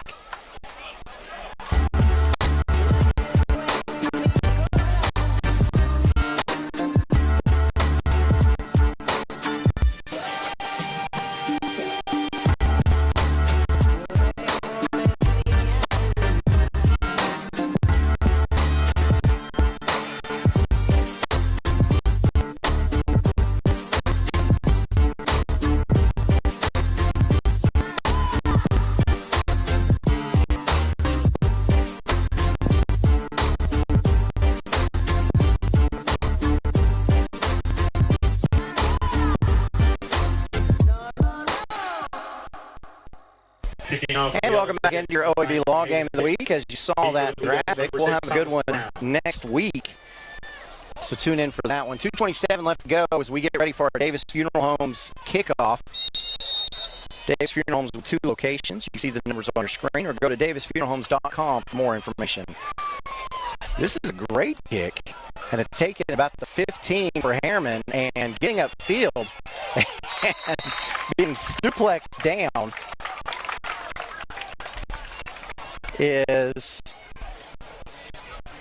was that Brown? Landon Lau looked like the defender for Coalfield. As we see our Chuck Fleischman replay, it's a really nice kick. Let's see if Harriman can come back out and capitalize on good offensive possession here like they did at the beginning of the game. And no, excuse me, that was Brady Stubbs on that return. So last time Harriman went 80 yards to score on its drive. This time they'll try to go 70. And here's Boyd. Passes almost caught twice by Harriman. That pass ball's incomplete. So I'm not sure. Was he going for Clark or was he going for Stokes there? I think he was going for Brown, Clark, or the number 2 wide receiver. Yeah. And he missed him completely, but got lucky, bounced off the second Harriman player. There was a miscommunication there somewhere. You don't have two wide receivers in the same part of the field. So. Yeah, Clark alligator armed it a little bit, thinking that pass was probably supposed to go behind him. So empty set again as Boyd sends a man in motion. Gets the shotgun snap, looks back, and lets it fly. That pass is complete. What a great catch that time by Camion Campbell. Exact same play as before, just went to the other side of the field. And look at this Chuck Fleischman replay. You're talking about high point in a football. Very good catch. Pass was a little high. Campbell able to change his body. Picks up 5. It's a big 3rd and 5 for Harriman. Boyd gets the play, brings it into his team. I'd like to see Coalfield bring some pressure on the young quarterback, try to make him move around a little bit. Empty set again, which is what Harriman has done this entire game. Boyd drops back a pass, lets it go way downfield. That pass is broken up by Coalfield's Dawson Nitschke.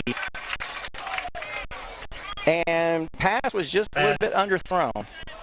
I like the aggressive play calling, though. That is different for Harriman, and I like it. 2020 is a new year for the play caller.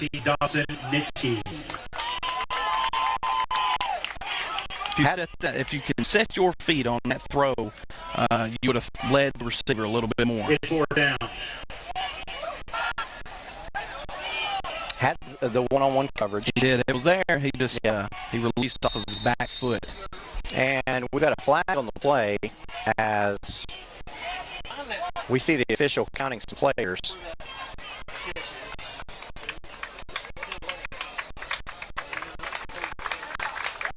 And it's going to be illegal participation on Harriman. That's a 5-yard penalty.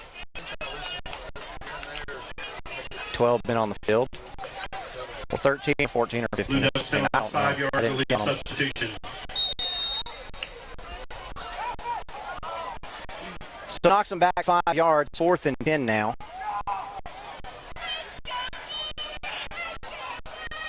As Brown back to punt, gets this one away. It's a wobbly end-over-ender, and it's muffed and brought up to the 41-yard line of Coalfield, and that's where the Yellow Jackets will take over. And again, Coalfield will have very good field position, as it was the senior Dawson Nitschke receiving that one and not handling it cleanly. No, it's pretty dangerous, but it was a pretty good punt. I was impressed by that. Really high, which made it hard to catch. Gives your defenders time to get down there to get a face in front of him. So it was a pretty good kick. So Hammers 1st and 10 for the Yellow Jackets at the Coalfield 41-yard line. The starting field position disparity in this game is pretty great, as Coalfield has started up near midfield every drive. And here's a handoff on a reverse going from right to left, an open field, and makes a man move. He's getting to the 10, to the 5, touchdown, Coalfield. That's Levi Mullins. We do have a flag around midfield, and that's in the area of a block in the back or a hold. Let's be block on, in the back by the wide receiver down here at the bottom of your screen.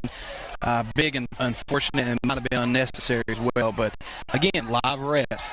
This is something that you can kind of work on scrimmages and in games on film. Coalfield only having played one game. That's something that you might see.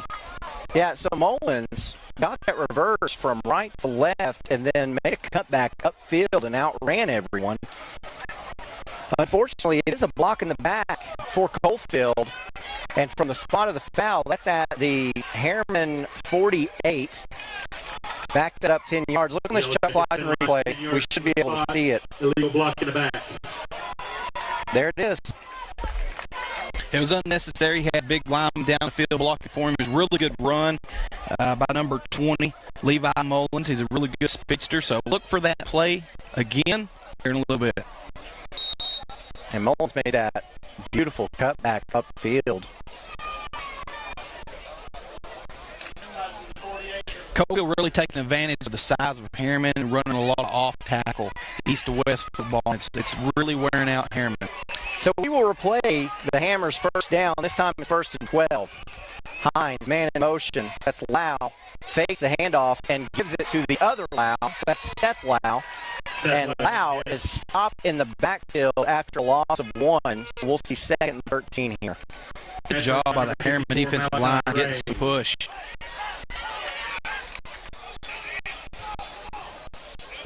Number 54. He is everywhere all over this field. On the Coalfield 39. Dandy football player for Harriman.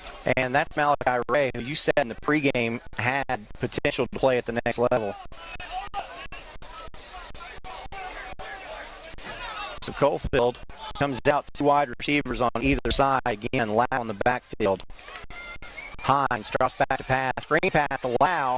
And Lau's got some room. Coming up the left sideline, stays in down before he's out. I saw him step out, as did the official. I believe they're going to give him the 43-yard line, and we had a little bit of maybe some jawing there on the sidelines, but that is well enough for a Hammers 1st and 10. As we see on the Chuck Fleischman replay, Lau just given that open field, he knows what to do with that football. Coalfield caught him with a screen pass. Defensive line never read it, took off, ran after the quarterback, and he just dumped it off to the standing Seth Lau. He took off for a big run. And actually, the officials are going to spot that football at the 40, but Lau stepped out at the 44. We have the advantage of replay. They don't. I'm not going to, criticize. So, Hammers 1st and 10 from the Harriman 40-yard line. Hines in the backfield, handoff Lau. And he is met right at the line of scrimmage and dropped, and you know who that is? Malachi Ray. Malachi. Coming in big. He walks down that edge. He's a dandy football player, and he closes ground quickly. That's the end of the first quarter. And that is the end of the first quarter. We are tied up at 8 here at Rochelle Field. We'll have the second quarter for you when we get back in your OEB Law Game of the Week. Football is back. And OEB Law is excited for a season full of big hits. Perfect plays. And those what do you want to do? Coming out of the quarter? If you've been injured, OEB Law will come to your defense and tackle any obstacles blocking you from scoring a full and fair settlement. Call OEB Law 865-546-1111 and turn your red into a check.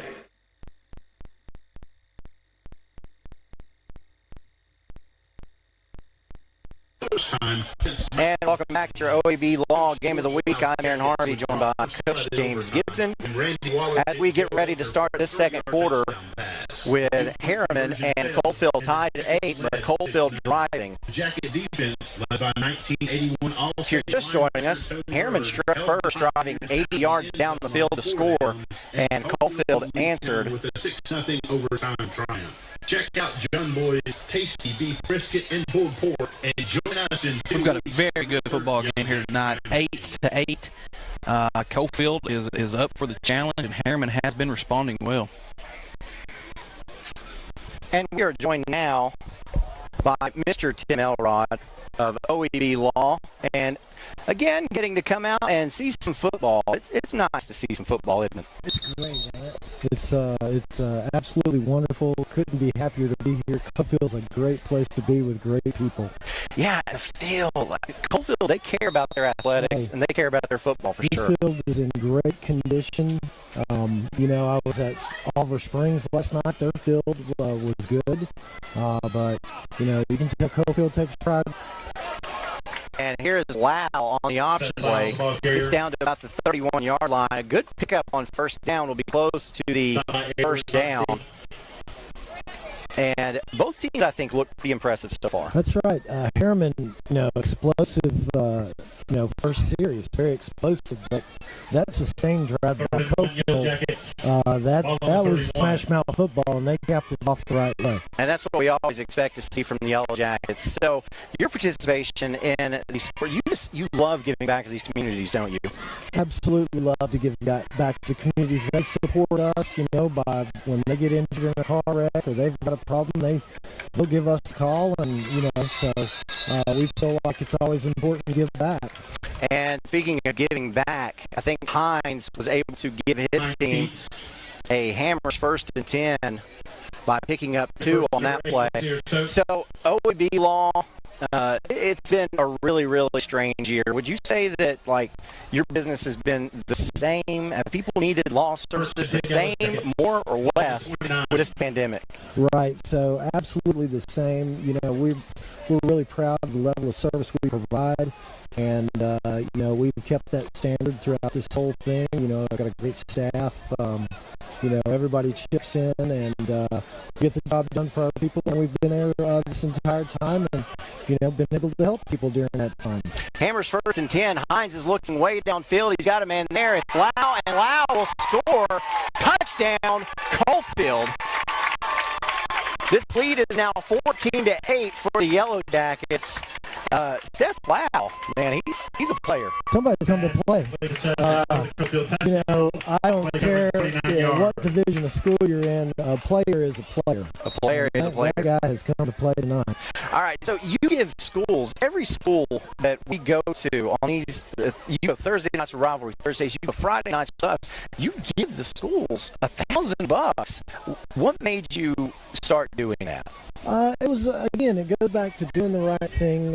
If somebody's going to trust you with their case and you see that through and, you benefit from that, well, we help a lot of people, so we're very fortunate and blessed in that regard, and we like to give it back because that's what you're supposed to do. A little bit of a miscommunication there as Hines can't find Lau, but you want to give it back. You see some people in some really bad situations and unfortunate, down on the luck. Yeah, sure. We represent everybody. We represent people from Morgan County, Knox County, Anderson, Roane, Campbell. You get into Blunt. The list goes on. We really focus on helping these Tennesseans.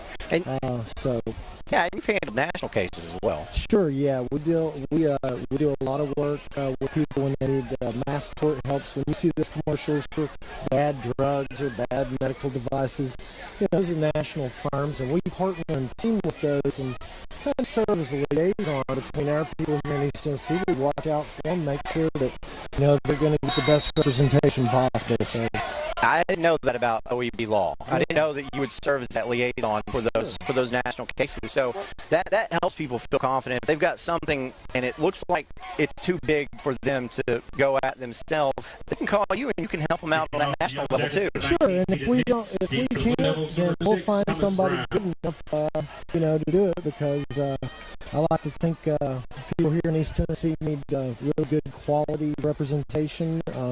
It's very meaningful in their lives, whether it's a car wreck or a criminal problem or even a divorce, doesn't matter. It's very important. This is a Davis Funeral Home kickoff taken at the 20 and brought up to the 30, across the 30 down to about the 32-yard line, and that's where Harriman will start this drive with the Hammers 1st and 10. We know, we've heard it for years. Rec into a check. You can go to recintoacheck.com and get more information. But that's a great way for someone to remember you. But that's not all you do. Oh no, man. We do workers' comp. If you've been hurt on the job, we do that. If you need help, if you're hurt, we'll figure it out with you and point you in the right direction and represent you to our best ability. I think Harriman is really got to turn something on this drive. It will be big to see Harriman respond, and Harriman going to run out of the backfield and be swallowed up in that same backfield as Stokes gets the carry and loses a couple yards. But I think with the way we've seen Harriman move the ball so far, they can throw it and pick up some big yardage. They have playmakers, that they can make big plays, so they just got to give them the ball. And that's part of it. I don't think Harriman, Coach Travis Tapp, is too concerned about losing a couple of yards on first down just for that reason. Lined up in a 5-wide set almost every play of this game. They get out of that a little bit, lining up in the pistol. 3 wide receivers to the left, 1 to the right, as Boyd drops back to pass. Has a man there, and it might have been tipped, and we've got a flag. We will have a pass interference, and Thomas Brown of Harriman, he wanted it. He knew that he was being held. Well, that was kind of touchy. Come on. I think the pass was, we'll see this on the Chuck Flashman replay, the pass was thrown behind Brown here. But that contact was there. Yeah. Well, they look like they're playing ball to me. I'm sure a lot of your viewers would agree. You got a defensive mindset. Depending on where you're from, of course. the Coach James Gibson loved that comment from you. Let them play. Let them play. Let them play. So that pass interference should be enough for a Hammers 1st and 10. after that 15-yard penalty. The ball will be spotted at the 47-yard line of Harriman, and we'll have a Hammers first and 10. Mr. Elrod, I want to thank you so much for allowing us to come up here and to get some of these kids on television, get them seen, get them known to the community so that so many people can watch this game. Yeah, like I said, it doesn't matter what your classification is. You have student athletes out here competing at a high level, and they're giving it 110% in the shows. How about that one? Boyd throws a go route, and it's complete to Brown. Explosive. And Thomas Brown has a huge pickup. And look at this flash replay. That was a fly route all the way. And Brown, the defender lost the ball, and Brown went up and made the play, caught that ball at its highest point. And huge play. That's why we were talking about, I don't think Coach Travis Tapp is worried about losing a couple yards on first down. No, not when you have explosive plays like that in your arsenal. No doubt about that. So here's a handoff, and there's a hold. And a huge game on the play, but you are going to see that one come back a little bit as we got the dirty laundry on the field. And that no doubt, in Anderson County, the announcer always says, giving them the business. Yeah. Gotta love the home field advantage at high schools like Coalfield or Harriman or Kingston, all of them. Home field advantage is very important. Well, and especially here at Coalfield, you look at these stands. It's not the biggest bleachers we've got in the area, but they're always filled, and you always have people lining up on the fence to watch this Yellow Jacket football team, and it's been like that for as long as I can remember. And it looks like there's a lot of masks and a lot of social distancing. People are making an effort, and that's what's important to keep that going so we can get through these times. Yeah, we definitely want to see that. So here's Boyd, empty set again, drops back a pass, lets it fly. Brown is there. That pass is a little bit overthrown. It's actually not Brown that time. It was Jordan McCollum. Well, he's like 6'4". Yeah, McCollum. He's a great athlete. He's 6'6". Wow. Wow. Oh. It's one of those, you feel good throwing it up to him and letting him try to make a 50-50 play on it. And you can see out there, he just towers over everyone. Great athlete. Wouldn't surprise me to see him playing basketball. I'll say. I'm sure he's explosive to watching that, too. Yeah, Harriman's had some very, very talented McCollums over the years. So here's Boyd, lines up. His pass is complete. And just a shallow cross, it looked like. That pass goes to Campbell, and Campbell picks up a lot of, gets a lot of that back from that holding call. Let's see, ball spotted at the 22-yard line. So back up to about the original line of scrimmage. It'll bring it third and long, but this is 4-down territory for Harriman. Yeah, I don't know. Maybe they've got a play that will put them in the end zone on this one. Oh, they do. Oh, well, we're getting ready to find out. Just 8:08 left to go in this first half. If you're just joining us, Coalfield leads over Harriman 14-8. Tadarius Boyd, the sophomore, drops back to pass, three-step drop, lets it go, and that's up for McCollum, and it's caught. Touchdown, Harriman. Players got to play. Come on. Jordan McCollum. That's a throwdown. That's a dunk. And you get that one-on-one coverage. And that's a dunk. Yeah. Elbow deep. He's comfortable. Yeah, going up and catching that one. I think that's what this game's all about. You have Coalfield that can really make some sustained drives. You've got explosiveness with Harriman. This could be a shootout that goes into the fourth quarter, no doubt. So, but if you're going to ask Coach James Gibson to look at both of those styles of play, he's going to take the one that's going to wear you down all throughout the game as opposed to the one that's explosive on offense. Am I right about that? Yes, you are. But, hey, it never hurts to have those type of playmakers on your side. That's true. So, Boyd, play is blown dead in the backfield. I believe we're going to have a delay of game. We are. You can't have that. That moves you from the 2 to the 7. Or from 3 to the 8. 5 yards, dead ball foul, delay of game. But if Harriman wanted to throw the ball, that gives them a little bit more room to do it.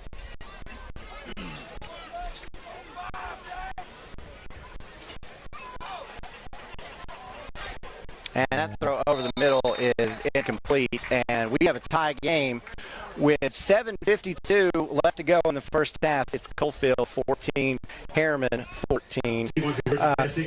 Again, Tim Elrod joining us of OEB Law. Gives $1,000 to all these schools, helps out the community in so many different ways, and we are thankful to have him on board with us this season. Hey, it's great to be here. I appreciate everything you do for having me on, and I look forward to turning more wrecks into checks, but really it's about Friday nights here, and that's what we're all about. And you got to be up here and help call 2 touchdowns. That's pretty good, right? Oh, I'm just hanging out, man. Just hanging out. I appreciate it. That's Tim Elrod, OEB Law. Go to wreckintoacheck.com for more information. OEB Law, our title sponsor this season. That's a cool dude, isn't it? Oh, absolutely. And he does so much for the community. You touched on that.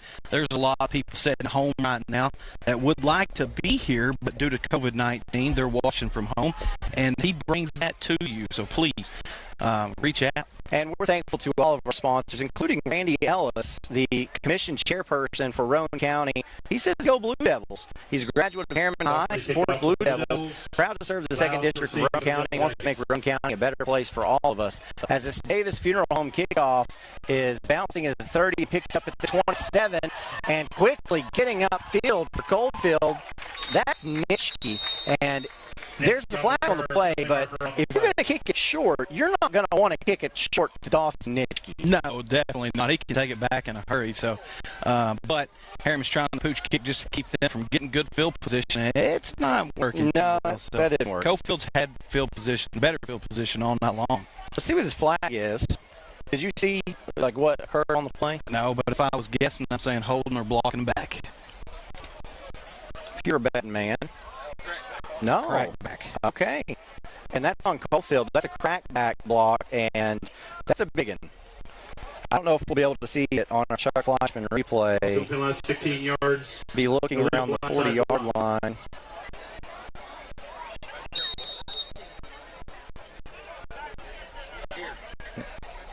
Okay. You see the player right there at the 35-yard line. I don't know. That's a tough call, but hey, the referees are out there to do a job, and I know I can't do it. You know what? It's about player safety before anything. So Hammer's 1st and 10 as Lau gets the handoff, and this time it's Landon Lau instead of Seth Lau. And Landon Lau brings it up to the 25. Gets it up to the 25-yard line. The original line of scrimmage was a 20. Pick up 5 will bring up 2nd and 5. Pretty good run there, really. Malachi Ray just blocked him long enough to keep him off of him for about 5 yards. So, pretty good play call. 2nd and 6 Yellow Jackets on the 25. Coalfield likes that loaded backfield that they ran to end last series. There's 3 backs in the backfield, and here's Lau running to his left, 2 lead blockers, a lot of green grass in front of him. Gets to midfield and is pushed out of bounds by Sebastian Yeager. But that is a huge gain of, well, let's see where they mark it. Harriman is compacted, as you see on the replay. Coalfield running off tackle with a flurry of offensive players leading the way. It's a 24-yard run that time for Seth Lau. And we will have a Hammers 1st and 10 from the Yellow Jacket 49. Bryson Ridge, big offensive lineman for Coalfield, really made that play right there. Excellent blocking. And same formation, same play, but this time Landon Lau goes from left to right. He's cut down at the 47-yard line of Harriman. 4-yard pickup will bring up 2nd and 6. Again, Harriman loving the off tackle. making the bigger players of Harriman run east to west, and they are starting to wear down. Good blocking by the Coalfield wide receiver. Pick up a good 4 yards. Yeah, it's Kanan Bowling picking up that block. You know, if you got some big offensive linemen, it's kind of unfair to have 2 lead blockers coming out of the backfield and a time and low and get a good push. Do you think Coach Tapp is playing a little safe here, not wanting to throw the football and possibly turn it over in their territory? Coach Tapp and safe? Yes. I guarantee it. Because Harriman had been 5 wide almost the entire game, and now it's been a pistol set the first 3 plays. Oh, and Boyd going to drop back and throw it. That pass is almost complete. Well, I tell you what, Aaron, what that tells me is there is some outside influence that has took place to change the play calling up a little bit with Travis Tapp. Travis Tapp in years past would have been safe rather than sorry in that situation, so that's good to see. Well, Brown ran a seam route, looked like right up the middle, and got his hand on the football, but credit Coalfield's defender for breaking that one up, and now Brown has to get on the field to punt this one away. He does everything for him. He is a great athlete. Wonderful athlete. Back deep to receive for Coalfield is Nitschke, and that might have been partially blocked. That's a wobbly ball that lands at the Harriman 27-yard line and rolls out of bounds. So Coalfield, once again, it's been a story of this football game, is going to have excellent field position. And the junior Hayden Hicks coming in big for the punt team, coming up and getting a hand on the football. Again, Coalfield with great field position. So let's see what Coalfield wants to do here. They came out looking like, they wanted to spread it out just a little bit. I was surprised that they threw the football the first 2 or 3 plays of the game before settling into that running game. And again, they've got the 3 backs in the backfield. Hands off to Lau, running from right to left with 2 lead blockers, and Lau is dropped in the backfield. Seth Lau, the ball carrier. Coalfield really liking that 30 personnel. They come out of 3 running backs, no tight ends, and they love running that off tackle. And it has worked successfully almost all night with the Harriman linebackers not being able to trail. You're talking about a 30 personnel. I don't know that. I cannot remember the last time I've seen a 30 personnel. It's been a while, but a lot of high school, a lot of small high school football, single, double A, they still run it. It's very successful. It's hard to stop. I like that power running game. This time Coalfield's going to open it back up and get back into the set they were in earlier with 2 wideouts either side. Hines drops back to pass. He's got a man there on a post route, and it's Lau, broken up and incomplete right around the goal line.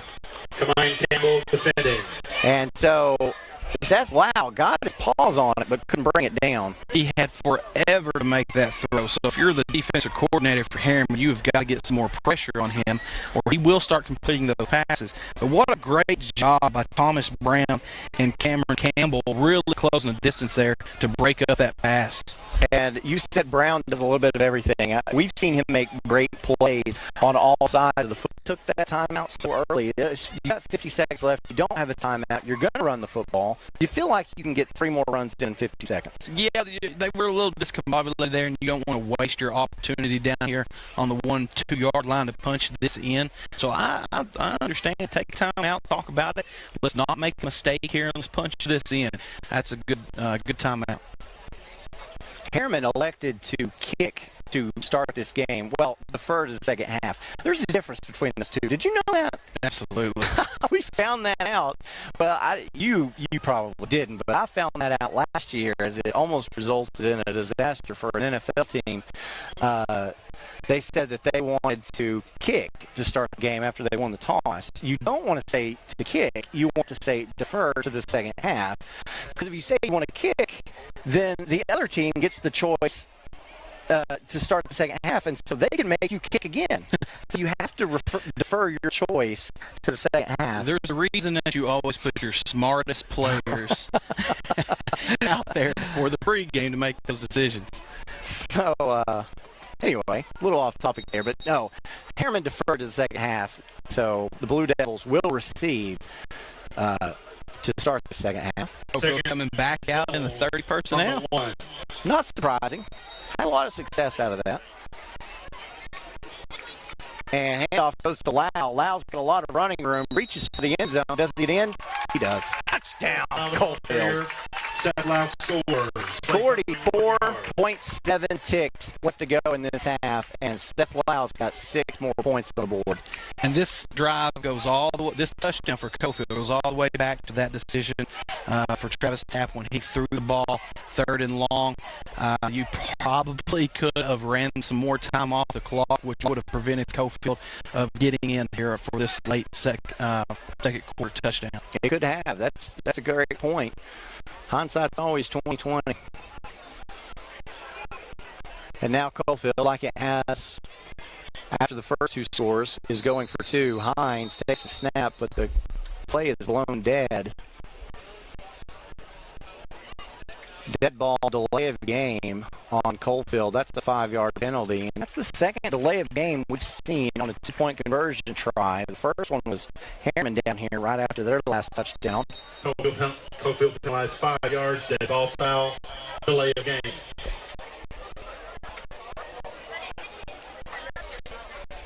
Let's see if that changes the play call up a little bit for the offensive coordinator. They were standing in the 30 personnel.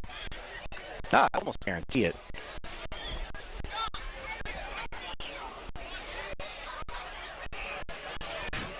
And this time, shotgun formation, 3 wide outs to the left. Hines drops back to pass look. Now he's rolling out to his left. Got Malachi Ray chasing him, and that pass is picked off. And in high school, that play is blown dead. And other levels of football, that could have been returned for 2 points, which could have been huge. It is. And I'd like to see the rule change in high school as well. And I know that young man right there definitely does. So Hines was being pressured by Malachi Ray, left it fly, ball goes straight up into the air, and is picked off. So 2-point conversion fails. With 44 seconds left, the score is 20-14 in favor of the home team. And gosh, with the way Harriman has been lining up 5 wide, you got to think they're going to try to go downfield. But the difference now is Coalfield's going to be lining up in a quarters defense or a pre-bit type defense to try to, keep the wide receivers from getting. And Hayden Hicks was there on the coverage for Coalfield. Incomplete. Hayden Hicks defending. And Hicks had his hands on it, but couldn't come down with it. He had more time there, but he still rushed to throw a little bit, and that'll come in time. Pretty good release on the ball, though. A little bit off target. A little bit off target. So we go from 16 seconds to 9.9, essentially 10 seconds. I'm not looking anywhere other than 19-6 if I'm the play caller for Harriman. 19-6, both lined up on the right side of the field. Boy, he takes a snap, has a man in his face, just throws it as far and hard as he can, and making the one-handed catch is McCollum, and he's going to take it all the way to the end zone. Touchdown, Harriman. There is a penalty marker on the play, though.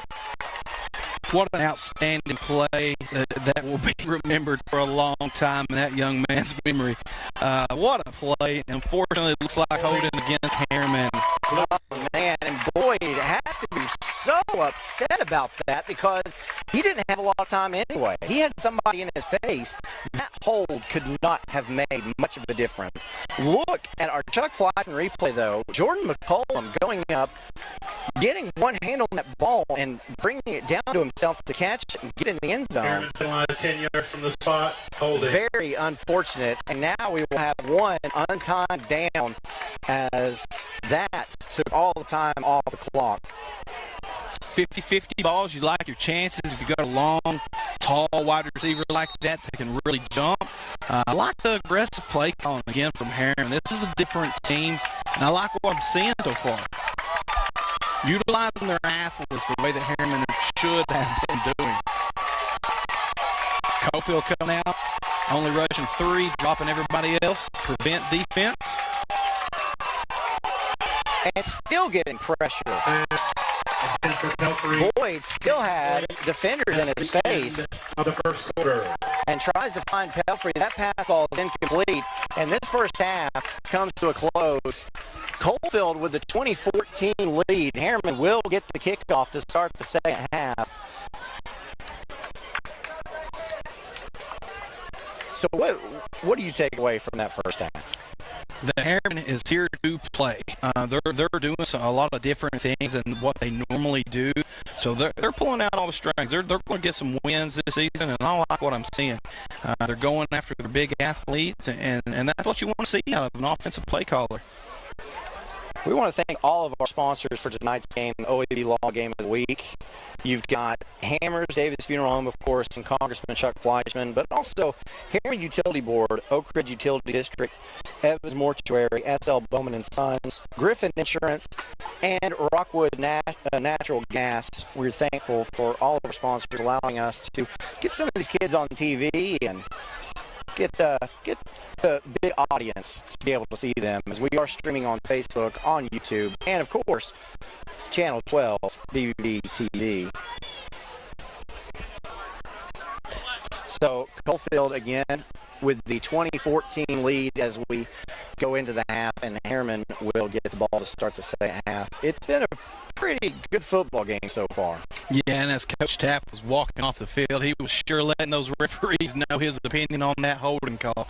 That was a big play, and one that young man will remember the rest of his life. Yeah, that was such a big play, and I just don't think that hold could have had a huge bearing on that play. It couldn't have. It couldn't have. And the young man that did it, I'm sure he's sick to his stomach. But hey, you got a whole nother second half of football here.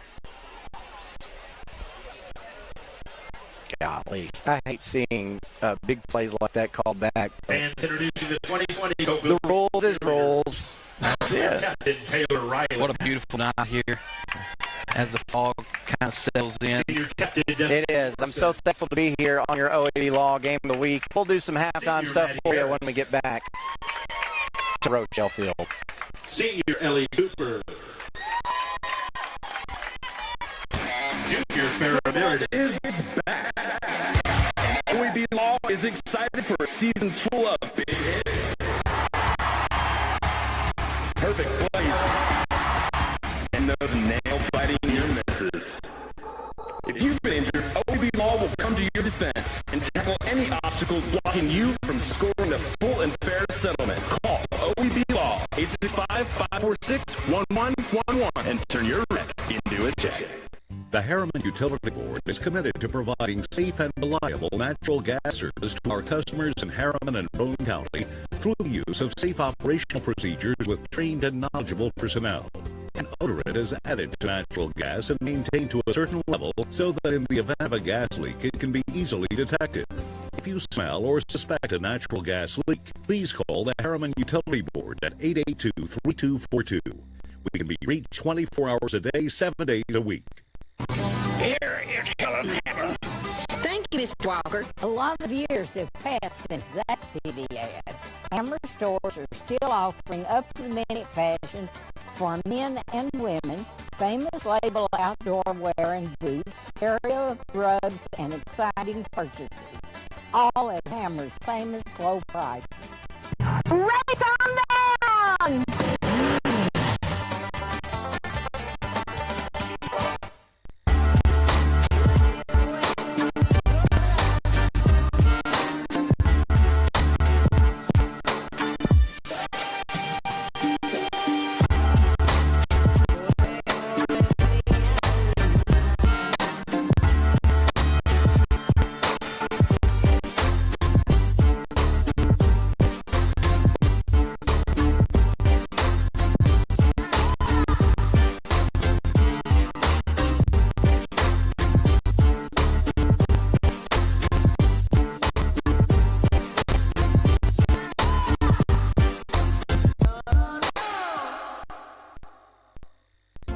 Planning a funeral can be difficult at best, but it can be a lot easier if you work with people who care.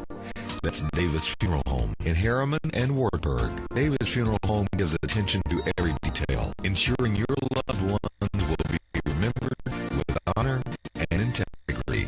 Davis Funeral Home works very hard to give you the most professional service possible. Davis Funeral Homes, Morgan Avenue in Harriman and Old Mill Road in Wartburg. Davis Funeral Homes, people who care. Your grandmother's fine china, those trendy sneakers, your collection of hand-carved duck decoys. Auto Owners protects your home. Because, well, somebody should. That's simple human sense.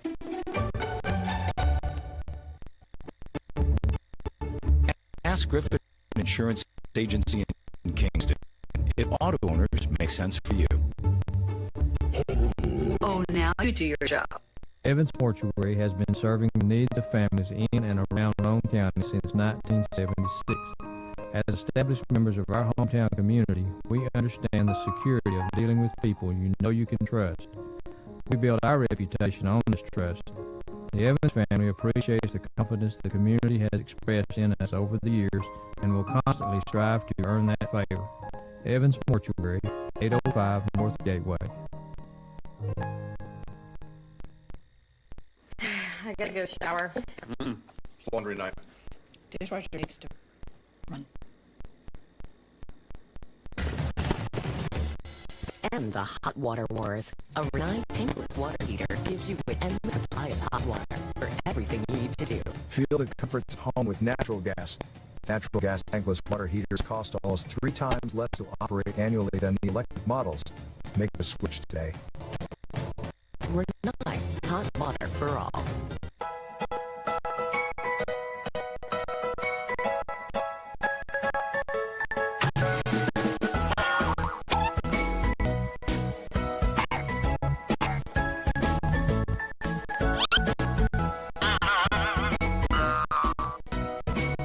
Don't dig blind.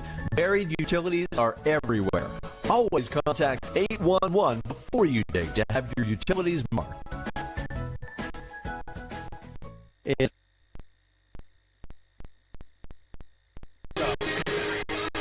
Back at Rochelle Field for your OEB Law Game of the Week. It is halftime. And Coalfield leading this one 20-14. Harriman will get the ball to begin the second half. And it has been a back and forth showdown. A very highly entertaining game tonight here at Coalfield School. I am Aaron Harvey, and again, I'd like to welcome on our title sponsor, OEB Law, turning your wreck into a check, any wreck, big or small, and they can turn your life upside down with bills, inconvenience, lost wages, and stress. OEB understands and knows you need a full and fair compensation for those losses, and to help you get your life back to as normal as possible, go to wreckintoacheck.com or call 865-546-1111 for more information. Here are your first half stats. As Coalfield with 8 first downs to Harriman's 4, and rushing yards, Coalfield 105 to Harriman's 44. Not really a surprise there. Coalfield with a lot of success on the ground. Harriman doubled up Coalfield in passing yards, 162 to Coalfield's 80 total yards. Check this, Harriman, probably a virtue of having worse starting field position, has more yardage in this first half than Coalfield. Not much, 206 to 185. Of course, no turnovers yet in this game. Penalties, 4 for 36 and 3 for 37. Time of possession. And this is the one that I think really could make a big difference in this second half. Coalfield playing that possession football, the running it down Harriman's throat. They've had the football for 15:45 to Harriman's 8:15. Coach James Gibson, dissect these stats for me, sir. Well, the biggest thing that jumps off the chart to me is the passing yards. 162 for Harriman with 44 rushing yards. Normally that's switched. 162 yards rushing would be more Harriman-esque. So I like it. They changed it up a lot. 162 yards passing, that tells you a lot, but the time of possession really is the telltale. 15 minutes that Coalfield controlled the football. That is impressive, and to only be behind by one score, that's a pretty good situation to be in if you're Harriman. You kind of like where you're at right now. It kind of reminds me, I'm trying to think of a scenario. You've got, look at the scene here at Coalfield. That's the community that we talk about. That's a community aspect to small high school football in East Tennessee. I guarantee you some guys that's on the screen that you see now are some of the same guys that's out here painting this field, mowing this field week in, week out, 12 months out of the year. So the community aspect is huge, and that's a big testament to OEB Law, to what they bring to the community, that $1,000 check that they bring here to the schools that they're supporting. It goes a long way. I guarantee you a lot of those guys, too, have had their names called on Friday nights here at Rochelle Field as well. So,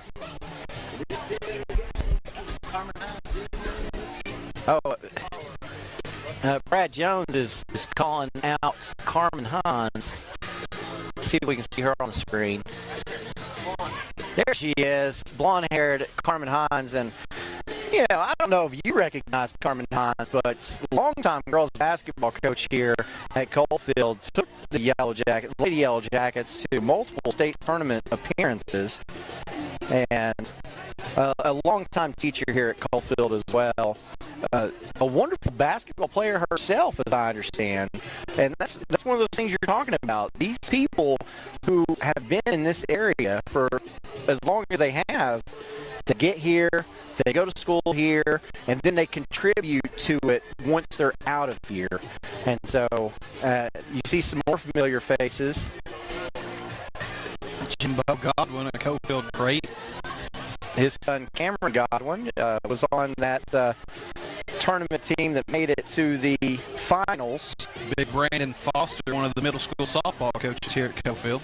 And not just a middle school softball coach, another former Coalfield athlete. Yeah, played tight end here. It was Coalfield all great. Region, all East Tennessee. Was a great football player. Had the opportunity to play against Brandon Foster. If you just look down through there, you will see several guys walking around that you used to see on this very channel. And there's Jimbo Godwin, as you were talking about, wearing that ball cap up against the fence talking to people. Yeah, his son Cameron was a senior in 2016 when Coalfield made it to the state championship game and scored the only touchdown in that game for Coalfield on a pass from then freshman Parker McKinney. And, of course, Parker's off playing for EKU with his brother now. So, Coalfield traditions. You know what? I'm going to add one in here just for personal reasons. Because, look, we don't have a band that we can watch like we do normally. So, we've got to kill the time somehow. So, I'm going to say this. My wife and I started talking to each other, to date each other, after a Coalfield football game. That is awesome. And that's a true story. That happened. Yeah, and you was a star basketball player up at Wartburg. I was a basketball player. Went to Coalfield. Yeah, she was a cheerleader. Yeah, and we had a moment during a Coalfield football game, Coalfield Wartburg football game, in fact, and we ended up dating and getting engaged and getting married. So Kelly Potter, a Coalfield alum, class of 06. And just a wonderful scene here. Yeah, Coalfield does it up right. And one more thing I want to say. Tonight was senior night as well. So we saw that last week. So it wasn't just Rockwood that's doing that. They're getting senior night out of the way quickly just in case we're going to have a break in the season. So, still got a little bit of time left at halftime. We'll talk a little bit more about this. We'll try to get you some scores of interest as well. You are tuned in to your OEB Law Game of the Week. Football is back. And OEB Law is excited for a season full of big hits, perfect plays, and those nail-biting near misses. If you've been injured, OEB Law will come to your defense and tackle any obstacle obstacle blocking you from scoring a full and fair settlement. Call OEB Law 865-546-1111 and turn your wreck into a check. The Harriman Utility Board is committed to providing safe and reliable natural gas service to our customers in Harriman and Roane County through the use of safe operational procedures with trained and knowledgeable personnel. An odorant is added to natural gas and maintained to a certain level so that in the event of a gas leak, it can be easily detected. If you smell or suspect a natural gas leak, please call the Harriman Utility Board at 882-3242. We can be reached 24 hours a day, 7 days a week.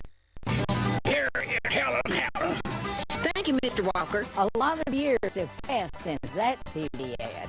Hammer stores are still offering up-to-the-minute fashions for men and women, famous label outdoor wear and boots, area rugs, and exciting purchases. All at Hammer's famous low price. Race on down!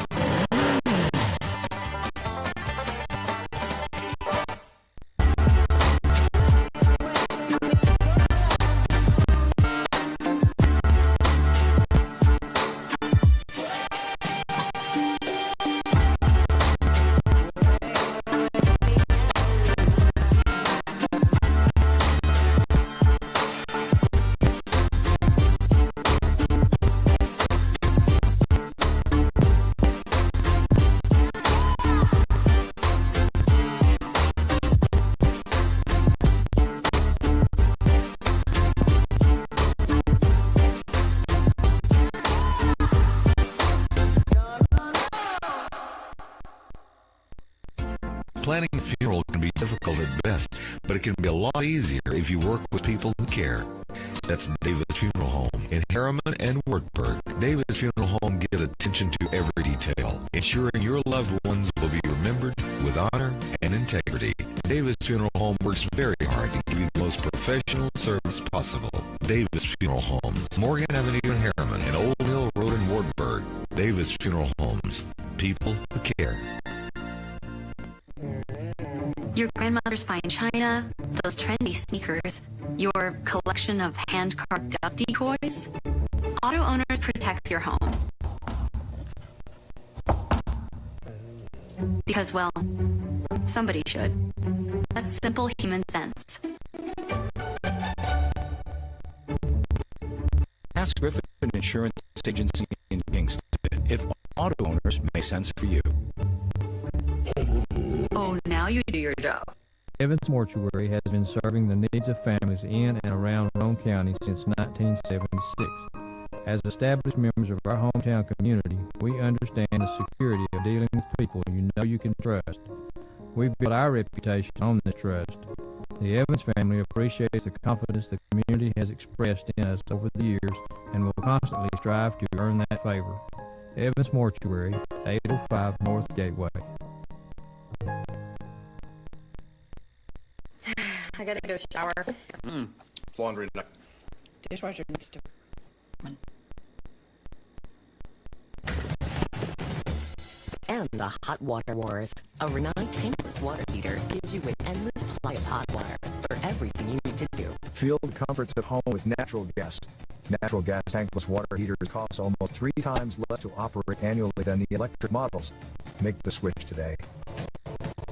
Renai, hot water for all.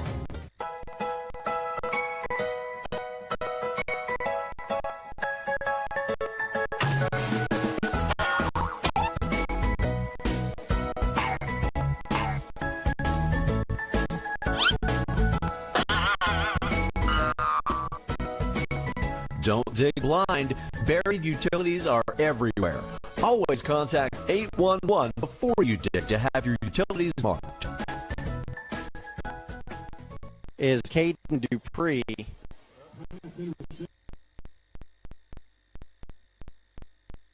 And welcome back to your OEB Law Game of the Week. It is halftime here at Rochelle Field in Coalfield, where the Yellow Jackets lead it over Harriman by a score of 20-14. We do have some scores of interest for you, as at halftime, Midway leads over Oakdale 19-14. So Oakdale, their first two victories, doesn't seem like it's just for show. Hanging right in there with the Green Wave. Yeah, when Midway held Rockwood, 1 point, Rockwood pulled away. In overtime.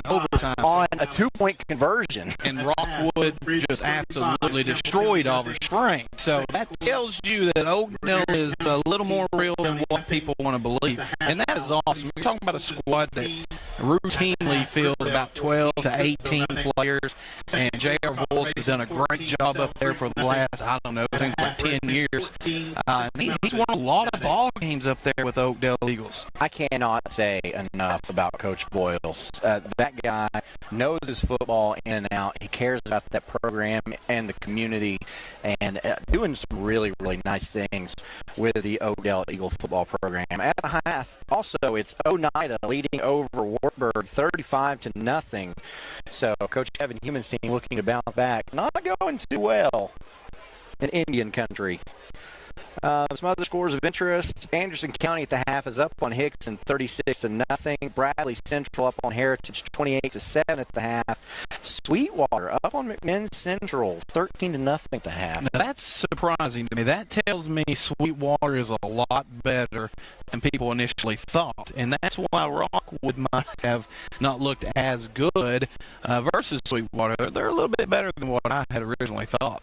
Wildcats of Oak Ridge leading Campbell County at the half 35-0. Meigs County up on Cumberland Gap 40-0. That one is in the third quarter. South Doyle up on Gibbs 24-7. Marion County up on Polk County 28-0.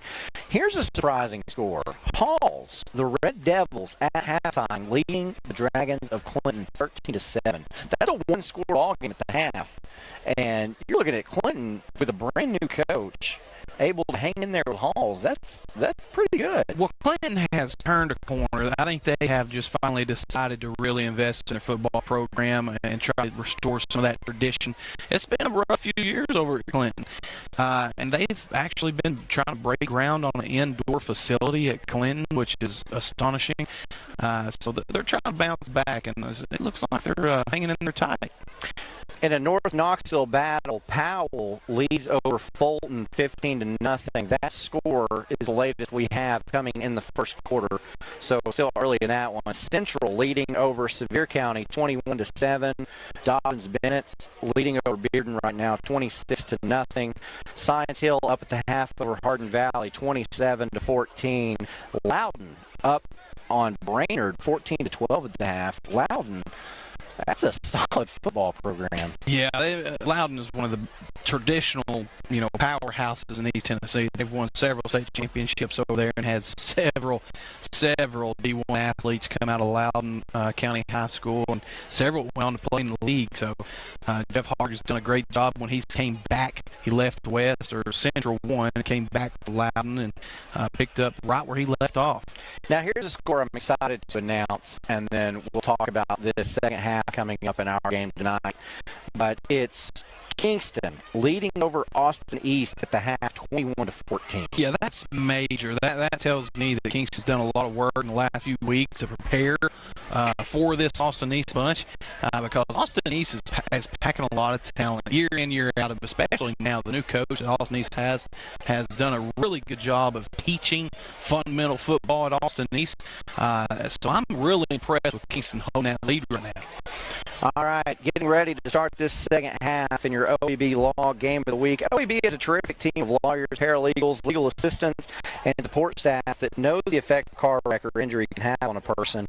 Their team works extremely hard to help resolve the claims so that they can move forward from a tragic incident and focus on rebuilding and recovering their life for the full and fair compensation, whether it's through a settlement or a lawsuit. That's OEB Law. Go to rectoacheck.com for more information or call 865-546-1111. As we get set for this Davis Funeral Home kickoff, and of course Davis Funeral Home with two locations locations in Harriman and in Wartburg. Call Rob or Preston Davis at 865-882-2000 or 423-346-2211. And let them take care of you in your time of need. Go to davisfuneralhomes.com for more information.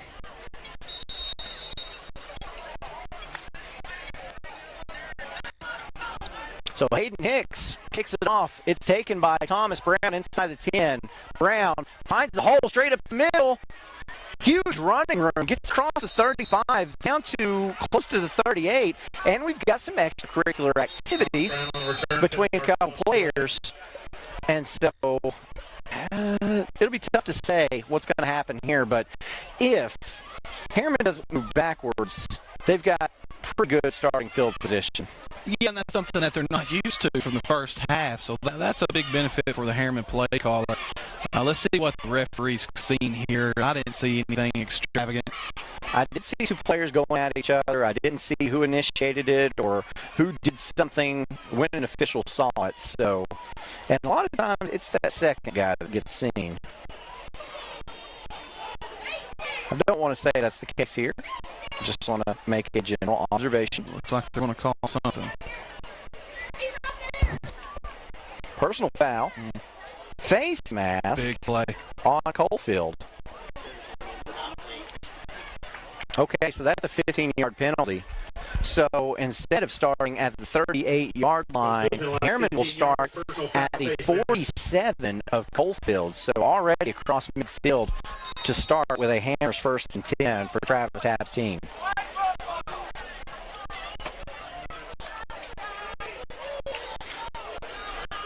So Harriman with a 6-point hole to fill. Sends two wideouts to the left. Man in the backfield gets the handoff. That's Stokes. Finds running room up the right sideline and pushed out of bounds at around the 38. Nasir Stokes, the ball carrier. And that's Nasir Stokes. They're going to give him the 39, which is just shy of a first down. Bring up second short. We see on the Chuck Fleischman replay, Stokes got that handoff to the left side of Boyd and then shifted to the right and found room on the sideline. Ball on the 39. Pistol set. Two wide receivers either side. Boyd looking, throwing all the way. Finds his man, and a pretty good game still on his feet. And for Harriman, that's Camden Campbell. Good toss and catch. Simple and sweet. Try to get your quarterback a little comfortable. Easy route. And on the Chuck Fleischman replay, you see Campbell just taking that short pass, almost a horse collar. And I think that's why that young man did not make that tackle. I think he was too afraid of pulling down on that horse collar and getting 15 yards tacked onto it. Handoff, man in the backfield. I believe that's Stokes, and Stokes is going to fall down. Harriman's having a really hard time of running outside the tackle. The big offensive linemen, they're kind of being over-pursued by the defensive line and linebackers of Coalfield. They're closing the edge really fast. Lost about half a yard on that Hammers 1st and 10. We'll bring up second and long. Ball is spotted at the 27-yard line of Coalfield. Keep an eye on your tight end here. Well, he's actually split out. Number 6. And this is the first time we've seen Harriman use this formation. So coming out something completely different. And here's Boyd. Catch. And that pass is caught. And that time it's Clark. And you said keep an eye out for his tight end. That's his tight end. Oh, he was standing wide open. He did a really good job of tightening his elbows to get his arms and hands underneath the ball on the ground. So it's a good job securing the catch by the wide receiver. We're going to give him 5.5 yards, which will bring up third and between 5 and 6 yards. So Harriman threatening. And that's that same formation. Boyd's in pistol, two wideouts either side. Looking left all the way, lets it fly. Got a corner route there, and that ball's picked off. Going back the other direction for Coalfield is Nitschke. Nitschke crosses the 20 and is down. And Harriman dodges a bullet. And now we've got flags going everywhere. We'll have some personal fouls. Let's look at this replay really quick. That ball was played very well by Nitschke. Great play by Nitschke, but it was just a bad look down, stare down by the quarterback. He made the defensive back's job easy. He stared down his wide receiver the whole time, which gave Nitschke plenty of time to react to the ball. And Thomas Brown trying to plead his case to the official, which leads me to believe this one is going against Harriman. So not only if you're Harriman, you turn the ball over.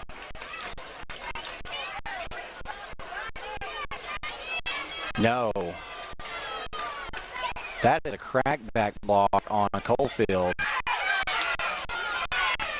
And Coalfield fans here, they're not too happy with that one. Last 10 yards. Yeah, you have a little showboating going on the field right now for Harriman. They're having a good time. That, though, that's a huge play because Coalfield was going to have a Hammers 1st and 10 around the 20. You have a penalty half the distance to the goal, and they're backed up to around their 10-yard line. I couldn't see it on that replay. On the first play of the drive for Coalfield.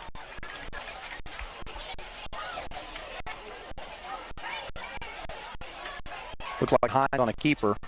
Hines keeps. Pretty big pickup. Yeah, good 5 yards. Which will bring up 2nd and 5. 9:36 left to go in this third quarter. Starting to see some hands on the hips of the big defensive lineman for Harriman. And now Coalfield coming out with a new set too. And here's Hines. Pass complete to Landon Lau, and Lau trips up. Gets out to about the 22-yard line. It'll be enough to move the sticks. Thomas Brown. Lau had some cramps in that first half, and it looks like he walks a little gingerly. He does, but he did a really good job there of being the lead blocker on that play. So he's battling through it, and like everybody here tonight, you got to battle through some adversities. Might be something to keep an eye on. Harriman staying in the man coverage. Hines shotgun formation. Quick out to Seth Lau. And gets by the first wall of defenders and gets up to close to the 35-yard line. And again, that will move the sticks and bring up a Hammers 1st and 10. You see on that Chuck Flashman replay. Lau is big, he's strong, but he's also quick. He is very quick. He's a very good running back for Class A football and just overall a really good football player. So 2 wideouts either side. Hines fakes it and then looks downfield, and that's going to draw a flag. Ooh, I didn't see much there.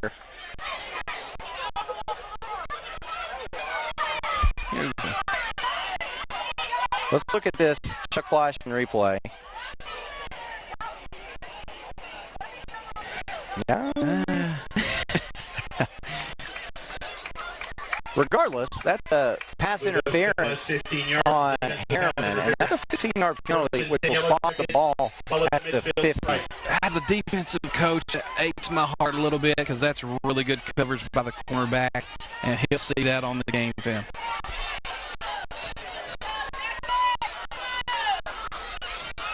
So here's Coalfield with the Hammers 1st and 10 at midfield. Hines from that quarterback position is going to tuck it and go over the left side and brought down after a pickup before. We've got a couple flags in the backfield. Harriman defender slightly grabbed the face mask. Penalty markers on the play.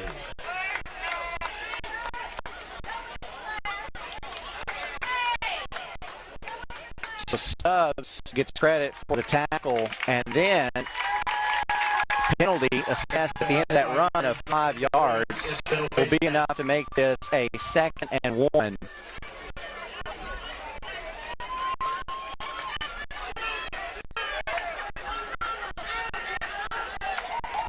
As you see the Chuck Fleischman replay, Chuck Fleischman has been our congressman since 2010, serving Anderson, Roane, and Morgan counties. Ball spotted at the Harriman 41-yard line. 2nd 1. Hines drops back to pass, has all day to throw. Now rolling to his left, we've got more flags, and Hines in deep trouble, brought down after a loss of 10.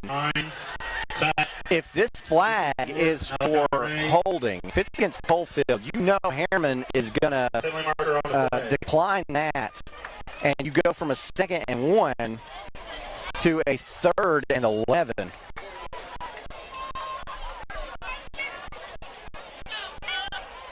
And that's what it is. It's a hold. That's a coverage sack. That's what we call a coverage sack.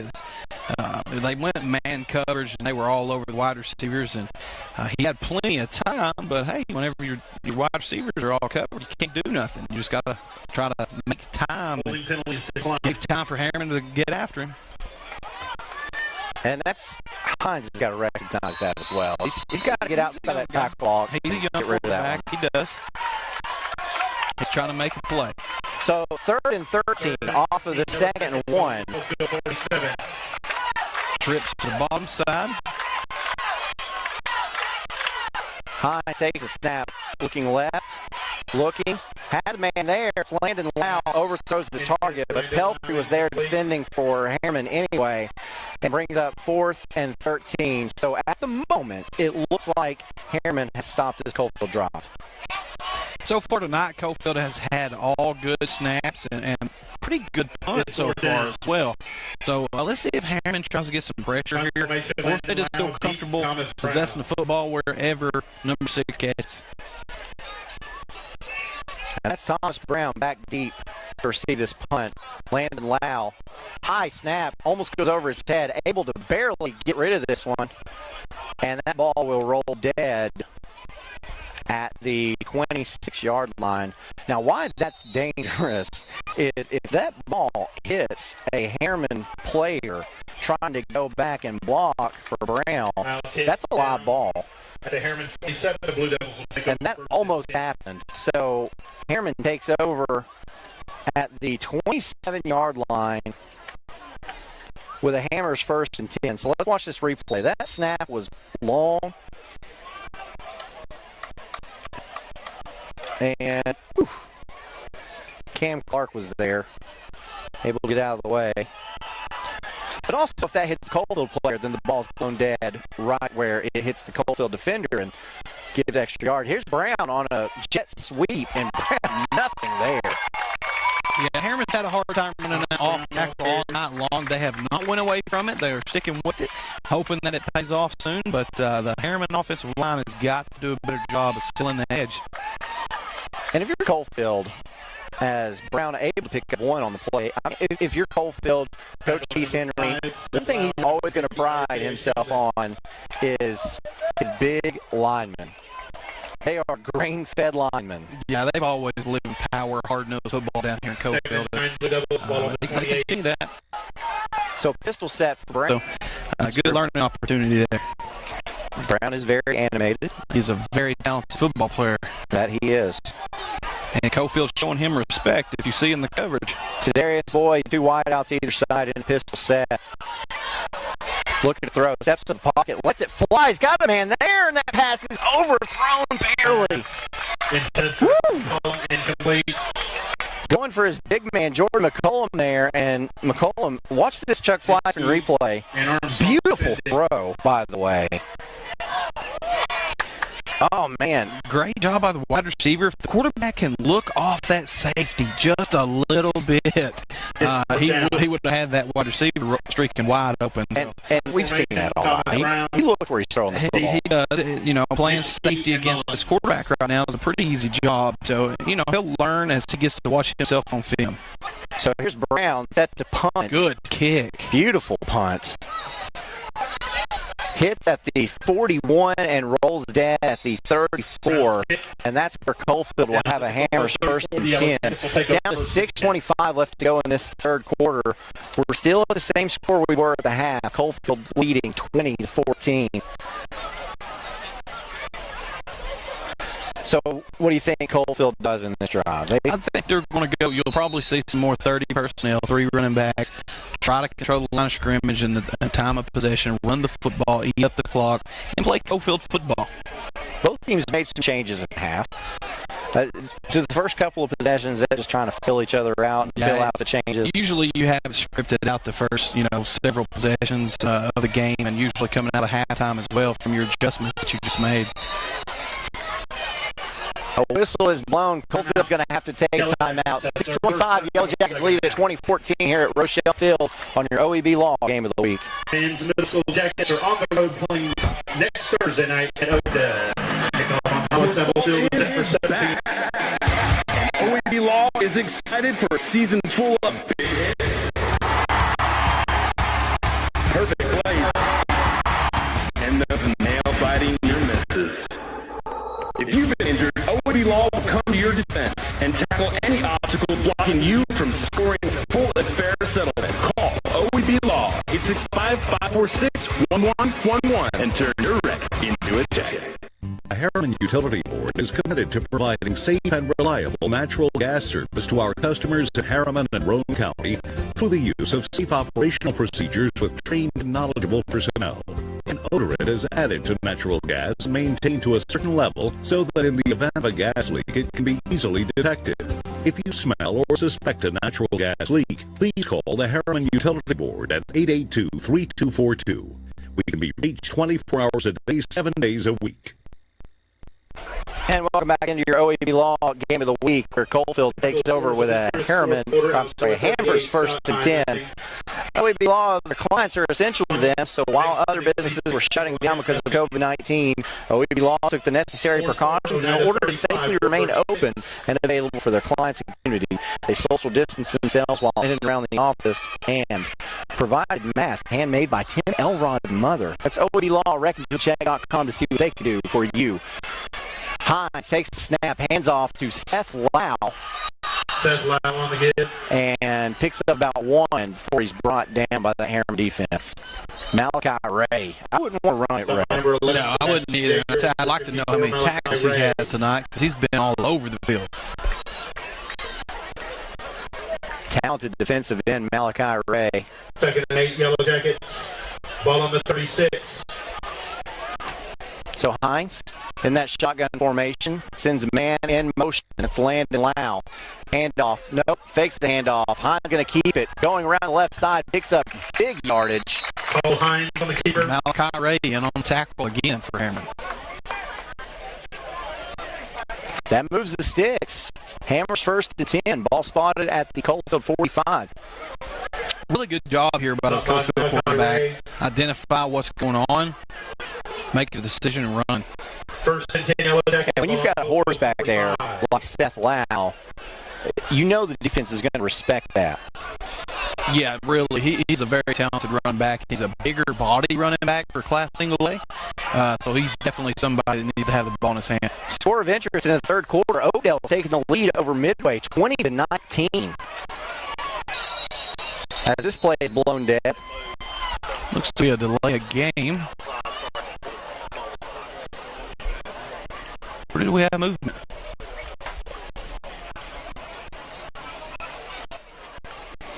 I don't know, but the line judge made that call, which made me think he probably saw it somewhere.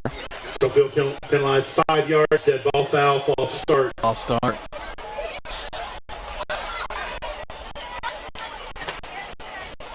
First and long for Coalfield. First and 15 Yellow Jackets. Ball on the Harriman Coalfield staying 40. in man coverage.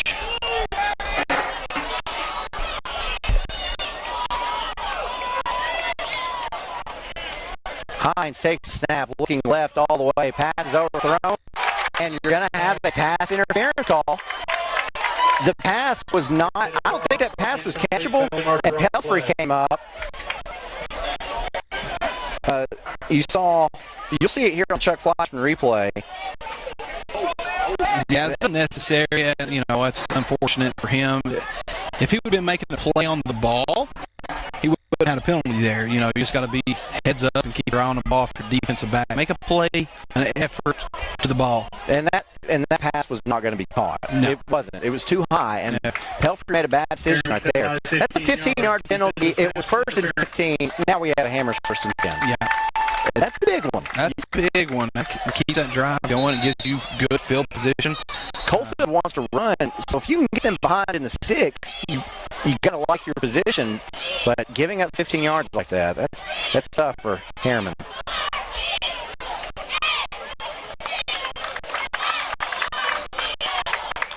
Not sure. Officials need to talk about something. I'd say Coalfield all night tonight has done a great job in the offensive line and pass protection. I've been really impressed with him all night long. Props goes to that Coalfield offensive line coach. Here's Tyne, shotgun formation again, hands off to Lau. Seth Lau has a lot of green grass in front of him to the 30 and knocked out of bounds by Stokes at the 22-yard line. And that's actually Stubbs. You see the offensive line for Coalfield really get outside. Number 60 get his hands on the safety. Wide receivers blocking downfield. That's what you look for. That's good effort from all 11 players. That's what it takes to have one football. Hammers first and 10 for Coalfield. Driving, trying to add to that lead. Here is Lau going right side this time. Flags fly, and Lau is stopped after a decent gain of, I think, around 6.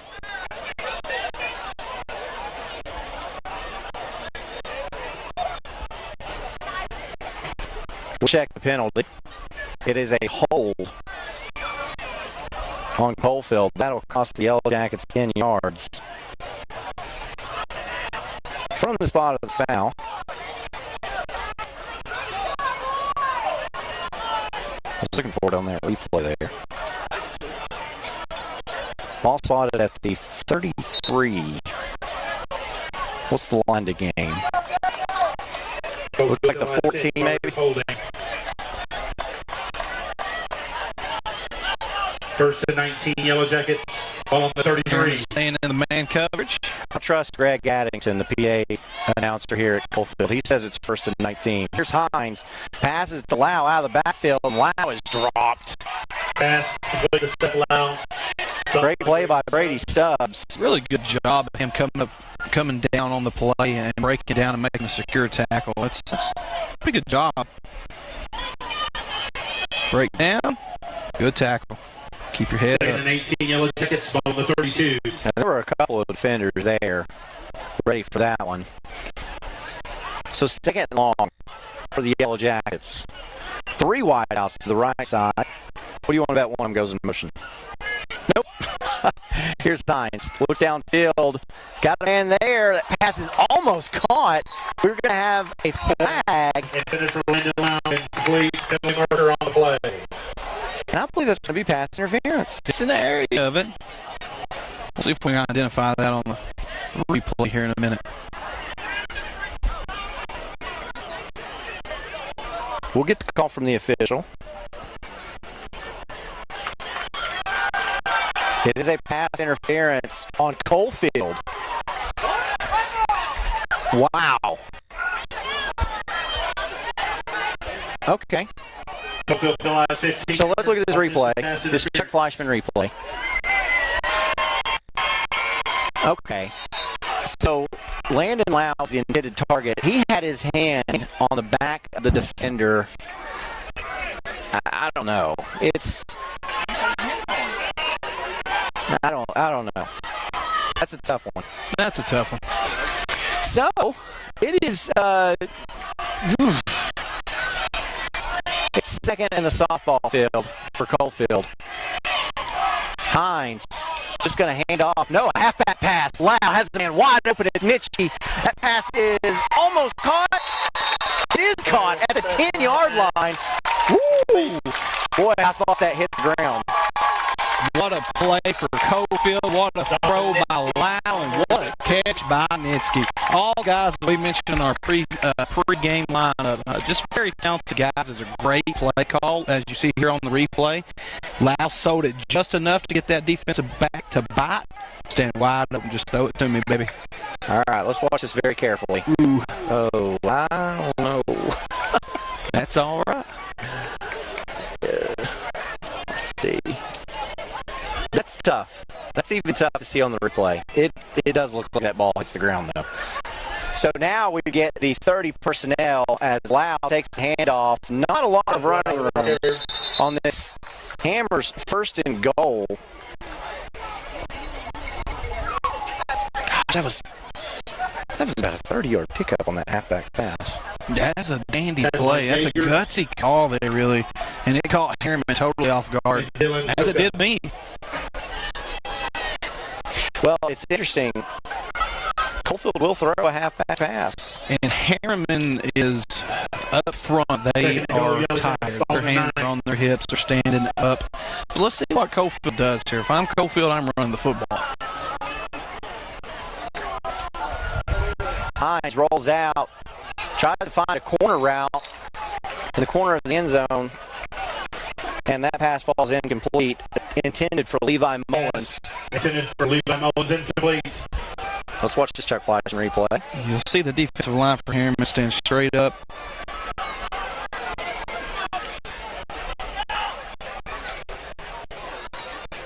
Mullins was there. That pass was just a little overthrown. And that's a tough pass to make for a sophomore quarterback. With 2:40 left to go in this third quarter, Coalfield wants to talk about it. They lead this one over Harriman 20-14.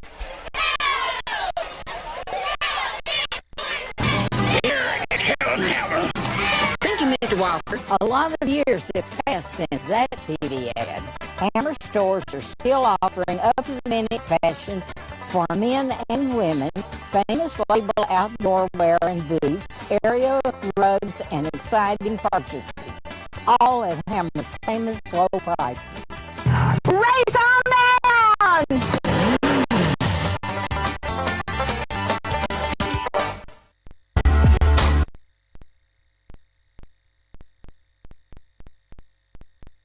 Game of the week. I'm Aaron Harvey, joined by James Gibson. And I said that Coalfield will throw that halfback pass because that is Seth Lau's second pass attempt of the season, and he's 2 for 2. The perfect quarterback rating so far. So his first attempt went for 45. That one went for about 30. So he's putting up some pretty good numbers at quarterback. Yeah, when you run man coverage, sometimes when you run off tackle enough, you'll get that safety in that cornerback to bite on it, and you'll catch them sleeping. And they took advantage of it, and it picked up a huge play. 14-20 with 2:40 left in the third. All right, third and goal from the 10, Coalfield. Hines going to roll out, pass over the middle, and that pass is short. A little bit behind his intended target, which was Lau. And so a 4-10 Coalfield here. Boy, Harriman wants to get out here and keep Coalfield off the board. Yeah, interesting play calling there, throwing the ball a lot down here with Harriman's defensive line standing up. Coalfield's more comfortable with throwing the ball down here. It didn't work out. Let's see what they do here with 4th and goal.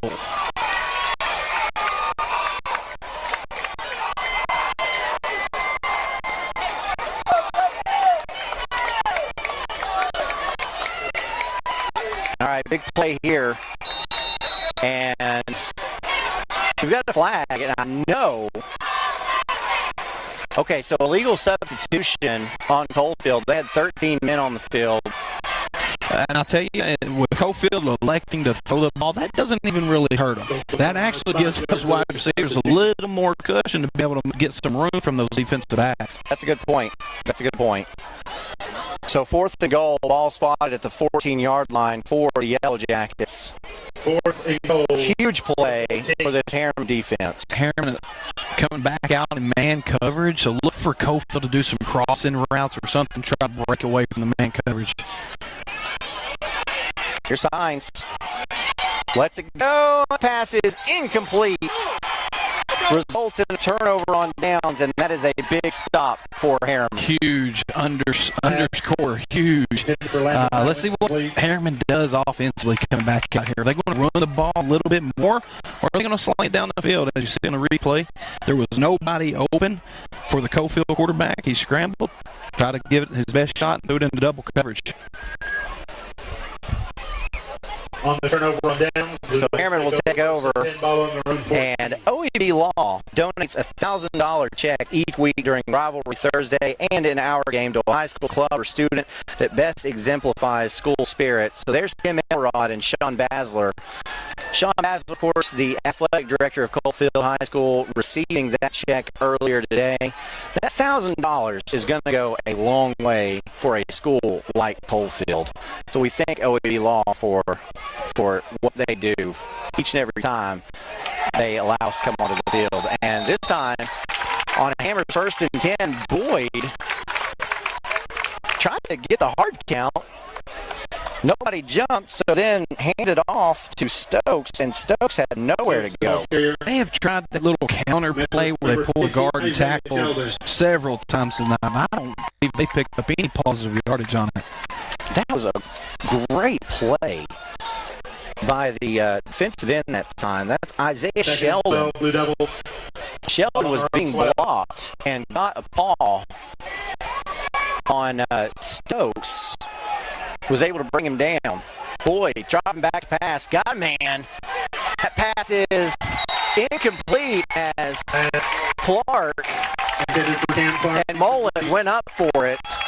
I think both got a hand on it, and the pass ball is incomplete. Yeah, the junior Levi Mullins coming up big on the coverage. It was a really good job. He made a play to the football. That's the difference in a pass interference and not. You see how he turned his hips as soon as he seen the wide receiver looking, and he went after the ball. That's a great job of the defensive back. Yeah, great play because Cam Clark got both hands on it. Guarantee you he's going to get an attaboy film study after this game. Watch that. And then Mullins. We got a great shot at that one. Mullins able to knock that away in midair. Coalfield going in some different coverage here. They're showing respect to the talented wide receivers of Harriman. Boyd, big third down. He's looking. What's he going to do? He's going to keep it. Stokes keeps. Correction. And so Boyd is dropped. Picked up a couple of yards, but still going to be 4th and 10 as he was running for his life. I just ran out of room there. He really did. Coalfield has had pressure about all night without having to send anybody.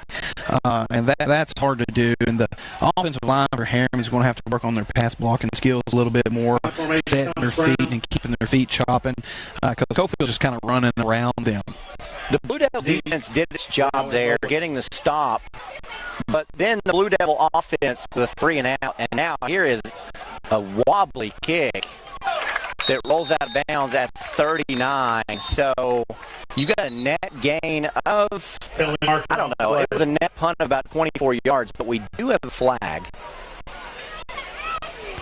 Flag sits at about the 12-yard line.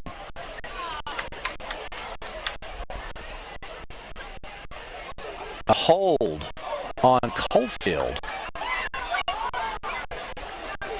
Oh boy.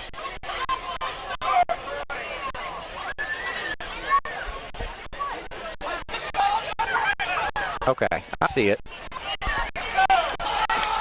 The hold came after the punt, so you still will have a change of possession.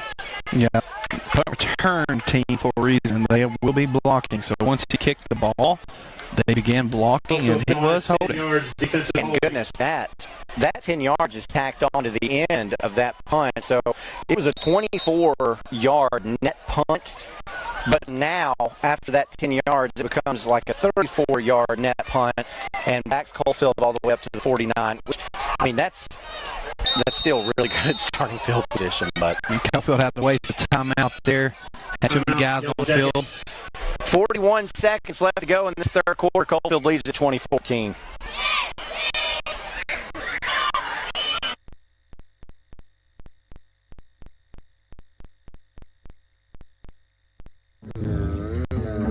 Your grandmother's fine china, those trendy sneakers, your collection of hand-carved duck decoys.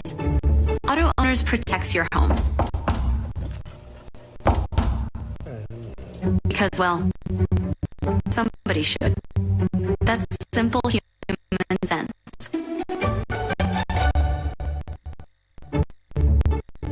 Ask Griffin Insurance Agency in Kingston if auto owners make sense for you. Oh, now you do your job.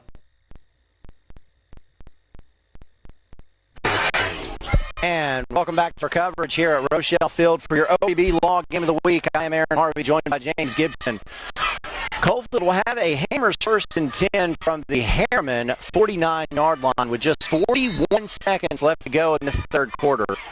And I tell you, I like Coalfield's body language right now. Harriman kind of walked out on the field here, so they're filling this third quarter. So let's see what happens with Coalfield's response. Hines really deep in that shotgun formation, and here's a handoff. Great running room for Kanan Bowling, and Bowling gets to the 35-yard line. Pickup of 14 breaks up another Hammers 1st and 10. Again, Coalfield is winning the numbers game. They are going motion and having more guys blocking blue hats than what Harriman's having up there. So the Harriman's going to have to make some adjustments to that off-tackle play quickly. So clock is running, 15 seconds left to go. This might be the final play of the quarter. Hines sends Mullins in motion from right to left. Handoff all the way. This goes to Nitschke. Nitschke crosses the 30 down to across the 25. And I'm sorry, that wasn't Nitschke. That was Bowling again. And Bowling is knocked out of bounds with 0.9 seconds left. Ball spot at the 19, another Hammers 1st and 10. And if you're Coalfield, boy. You see what they're doing. Coalfield is just running their wide receivers off the ball because they know that they're in man coverage. And this is creating a lot of open field running for the running backs at Coalfield. No adjustment from Harriman's defensive coordinator on the man coverage. This time it's Lau in the backfield with Hines. Mullins in motion from left to right. The third quarter expires, but not before Lau gets up to about the 14-yard line, and Coalfield is just running it straight down Harriman's throat. The third quarter ends. The Yellow Jackets hold that 20-14 advantage in your OEB Log Game of the Week. That's the end of the third quarter.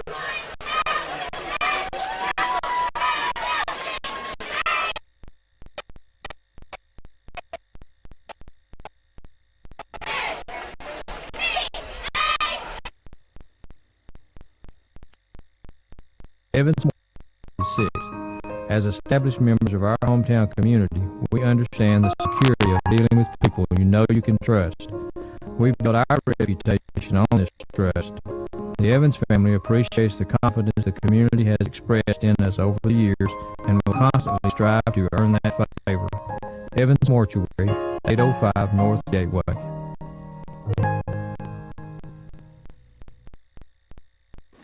I gotta go shower. It's laundry night. Dishwasher needs to run. And the hot water wars. A Renai tankless water heater gives you an endless supply of hot water for everything you need to do. Feel the comfort of home with natural gas. Natural gas tankless water heaters cost almost 3 times less to operate annually than the electric models. Make the switch today. Renai, hot water for all. Interest. Back for the fourth quarter, your OEB Law game of the week. Yellow Jackets threatening, leading this one 20-14. Second and 6 coming up for Coalfield, just breaking off 8-yard, 10-yard, 12-yard runs every single play. And this is what we talked about. Coalfield wants to wear you down, and they have with that time of possession, and that power running game is working right now. Yeah, the physicality of the trenches for Coalfield has been impressive tonight. They have really got some grit, and that shows. Seth Lau on the give. So Seth Lau starts moving to his left, can't find any room, so goes to his right instead. Makes it up to the 8-yard line. Now they move it back to the 9. No measurement. So we will have to have a measurement to see if Lau got the first down. But great effort by Lau. Yeah, great effort. He's a really good, talented football player that could play any classification football, multiple positions. He's a very good athlete. First down. And he did get the Hammers first and goal. Ball spotted at the 9. I have a feeling Lau is one of those players that if a quarterback gets hurt, God forbid, A couple of additional scores. Lau could come in and play quarterback. Oh, yeah, he could play multiple positions. He's probably one of your better wide receivers, one of your better running backs, one of your better blockers and defensive backs. He can do it all, and we've seen him play for 5-6 years now, so very talented player. Man coverage for Harriman. Hammers first and goal. Hines fakes the handoff to Lau, keeps it on a draw, and is down at the 6-yard line. I thought he had a hole there for a second. Yeah, he did, and Dylan Coco was on the spy and tripped him up. Just for Coalfield, it's been impressive. Really great play by Coco. Second goal from the 6.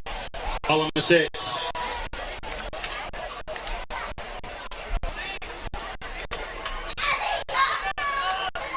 Coalfield threatening. Ooh, this is probably going to be a stretch run play to the left for Lau. No, Hines keeps it again, and he's in major trouble. Gobbled up. Fortunate to get as many yards as he did. Now see, I saw that open up as a stretch play. Coalfield's thinking they're going to think this is a stretch play. Instead, they're going to let Hines keep it. That was a called keeper the whole way. You could tell by the fake handoff to Lau. So that was called from the sideline. Yep. See, I'm playing checkers. They're playing chess.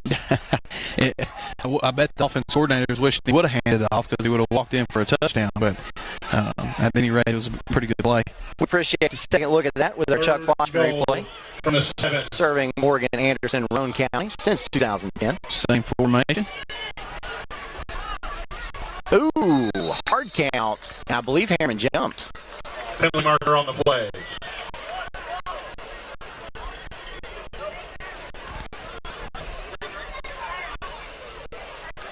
And that might change your play call for Coalfield. Harriman's arguing. They thought somebody else jumped, but it don't matter. You can argue as much as you want. So, from the 6, penalties assessed half distance to the goal. Coalfield will have it 3rd and goal from the 3. I'm looking at Seth Lau here. 3rd and goal. Let's see what Coalfield does. Hines takes a snap, looking to throw. Now he's going to run, and down at the 2-yard line. Coalfield almost got Harriman to jump off again. Yeah, the big defensive tackle, number 71 there, he moved and got in an awkward position before the snap. And that's something I have no quarrel about. A defensive line, the ball's right in front of you, you need to watch the ball.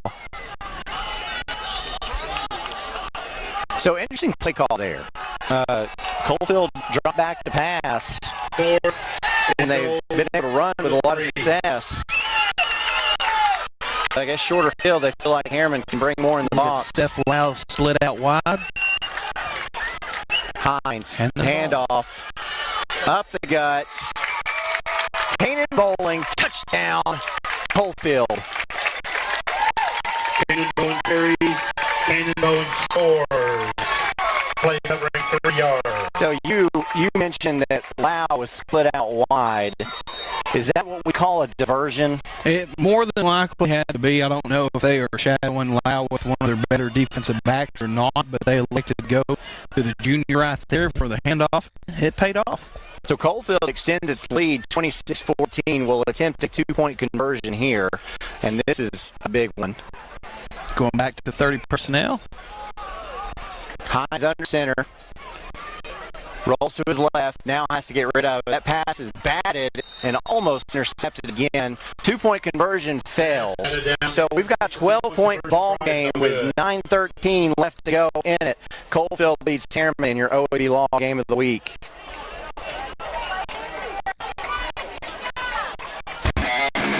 Football is back.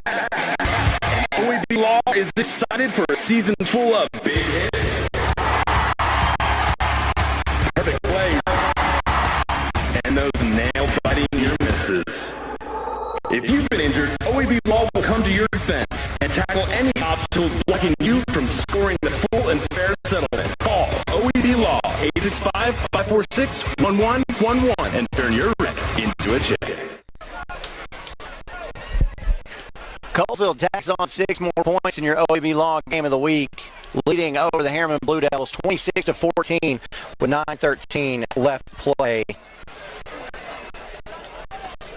As we get ready for our Davis Funeral Home kickoff, Davis Funeral Home with 2 locations, Harriman and Wartburg. Call Ron Preston Davis for your funeral needs. That's 865-882-2000 or 346-2211, or go to davisfuneralhome.com.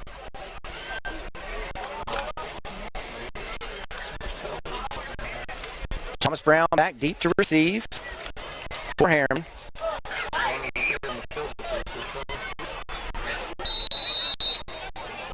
Aiden Hicks set the kickoff for the Yellow Jackets. And the kick is fumbled and fallen on at the 33-yard line. And that's Stokes. Brady Stubbs, rather. So Brady Stubbs, I think, anticipated having a chance to return that football before he caught it. Yeah, he did. He took his eyes off the ball, and that's just a unfortunate mistake by the young man. But let's see what Harriman does here.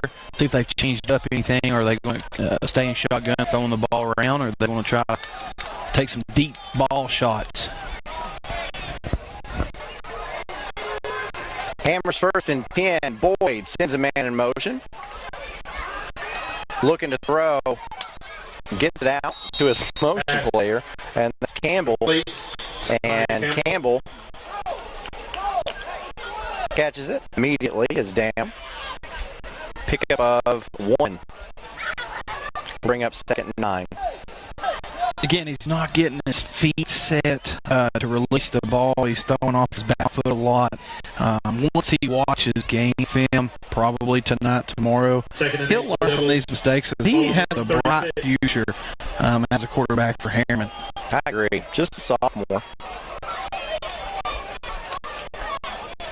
Got 3 wideouts to the left, 2 to the right this time.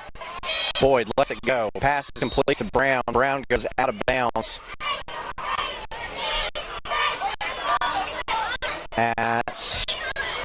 They're going to get him just shy of the 40, I believe. Yeah, they're going to give him the 39. That's going to bring up 3rd and 6. A short 6, a long 5. For the Blue Devils. Ball on their own 39. I'm not too good to go for a hard count here and try to run the ball a little more favorable field position. Let's see what Harriman does. This is a big down for Harriman. And Boyd will take the snap, looking, lets it go way upfield to the big man, McCollum, and he's out of bounds. Made the catch, out of bounds. Gosh, I think if you get one-on-one coverage, you just do that every play, don't you? Well, he is a heck of an athlete. You know, that is somebody that I would be targeting a lot. special with any kind of one-on-ones, 50-50 balls, because he's going to catch it. I mean, he's a heck of an athlete. Once he really learns the position, learns to play football, learns to play wide receiver, you will see that guy really develop into one of the better football players in East Tennessee. Harriman's got to talk about this one with 8:14 left to go in the game. Coalfield leads 26-14.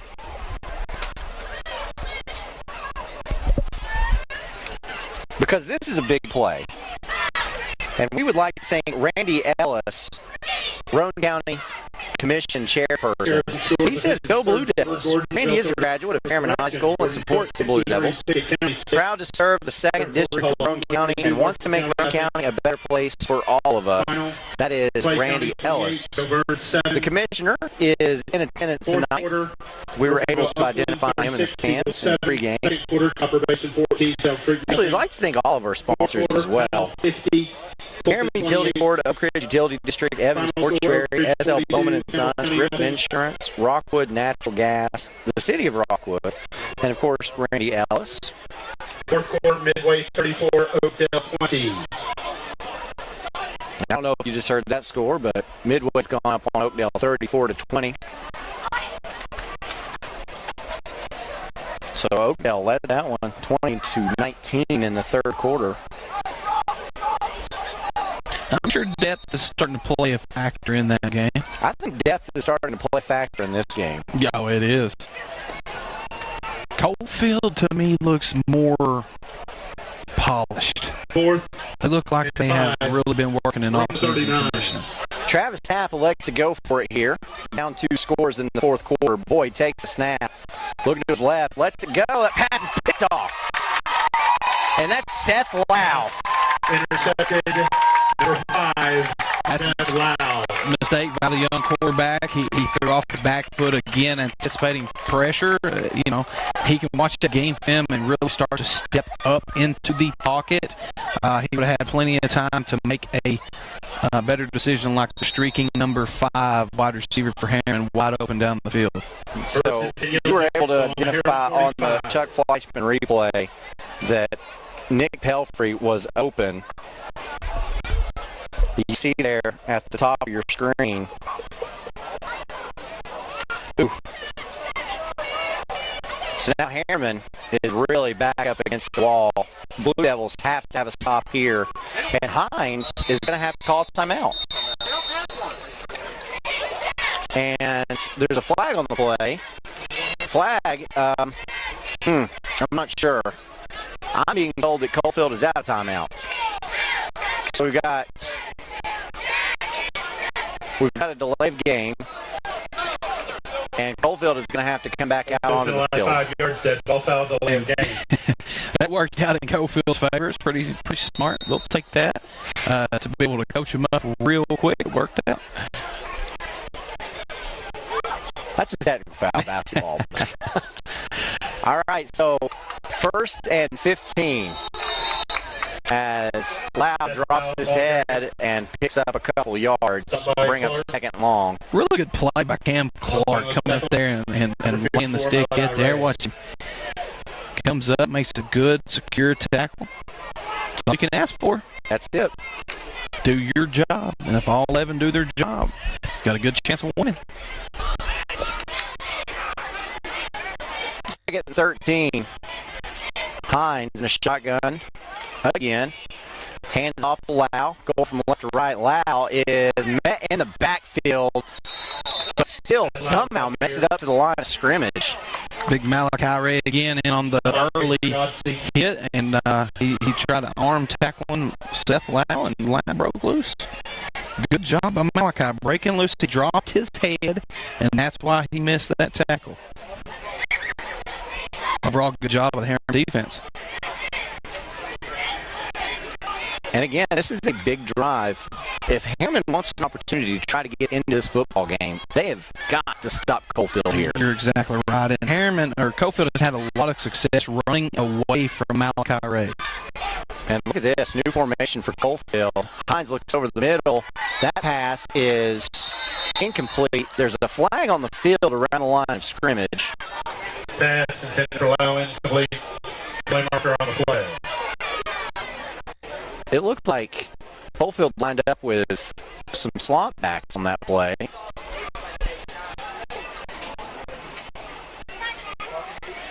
Look, holding. Okay.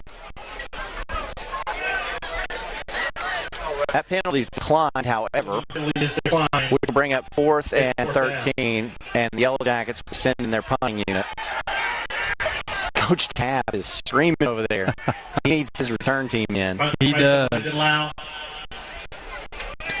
Now, this is a huge catch for our punt returner. Does he let it roll and bounce close to the goal line, or does he catch it and get good field position? Let's see.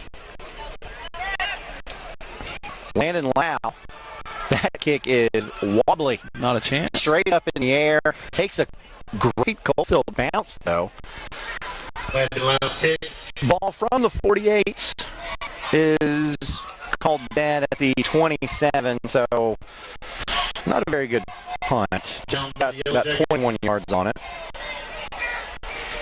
So Harriman has some time. 6:30, down 2 scores. But gotta get the ball going just a little bit. Gotta have more effort out of the offensive line, and gotta have your quarterback really step up to the pressure here. Coalfield has been getting pressure all night with just sending the bare minimum 3-4 defenders. Let's see if they can step up here. And again, going deep to a streaking Brown. And if Brown catches that, he's at the 20, the 10, the goal line, touchdown Harriman.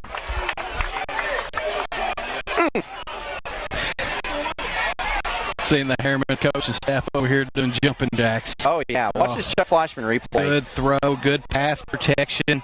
Just a missed opportunity by the wide receiver. Beautifully thrown ball. You can't ask for a better ball than that. No, you can't. And I'm sure he's feeling that now, but you got to bounce back for your team here and make a play. Would have been a big one. It would have. If the ball hits you in the hands as a wide receiver, it's your job to catch the ball. Empty set again. Boy, he takes the snap, looking. Lets it go to McCollum, and McCollum has running room after the catch. Still on his feet. Cross midfield, gets to the 41, and is brought down. Beautiful tackle. What a great play by Dawson Nitschke. I'll tell you, Dawson Nitschke is a heck of a ball player, but number 19 for Harriman is a different animal. Like I said, you can tell that he's had limited experience playing football just by seeing him run in open field. But what you can't coach is talent and height and size, and he has it. He does.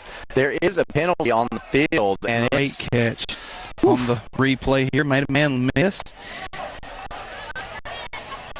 That's a guy who's going to help them out a lot. A lot. He is a talented player, and he will be getting some attention very soon, I can promise you. Penalty is declined.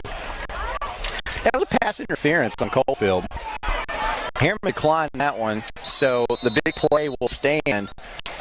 Did you see that smile on Chuck Fleischman's face just a second ago? Absolutely. He likes what he's seeing. He likes good football. Blue Devils have the ball first. Big plays. We've had a lot of big plays here tonight. Harriman on the move. Coalfield sending pressure. Boyd takes a snap and has to get rid of it. I'll take that all day long. That's okay. Now we have a late penalty flag. Pass is incomplete. Penalty flag on the play. Was it a lineman downfield? Play off. Okay. I think he was going to call intentional grounding. So let's watch this replay and see. He's obviously out of the tackle box. Yeah, he had a man in there. Good job picking the flag. But what I like to see out of the quarterback is he threw the ball away. He didn't force it. He didn't throw it into double coverage. He knew he was in trouble. He knew he was in trouble. We had to get rid of the ball. So that's overall a good job. 2nd and 10 Blue Devils. We are watching this young man develop in front of our eyes. He is going to be a difference maker in a couple of years. And he is going to be a lot of fun to watch Absolutely. the next couple of years. Here's Boyd under pressure, lets it go, finds his man, and another penalty. Looks maybe face mask area. I'm guessing it's a face mask. It's hard for us to see because it's all the way across the field, but the Harriman stands blew up, so they saw something. Tack on another 15. That's a huge game. Because Cammy and Campbell with the reception. Now he's got to come out of the ball. Well, not on a penalty, correct? Yeah, but it was ripped off, so he should not have to exit the ball game. Personal foul, face mask. That's exactly what it was. We see this on the Chuck Fleischman replay.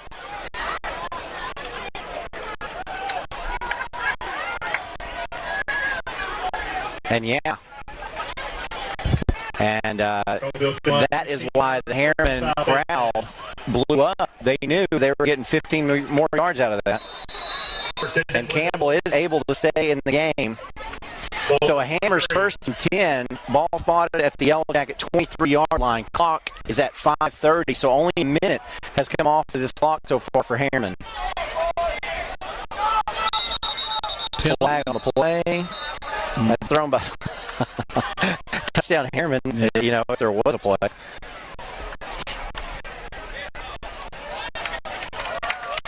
Yeah, that's a false start on Harriman.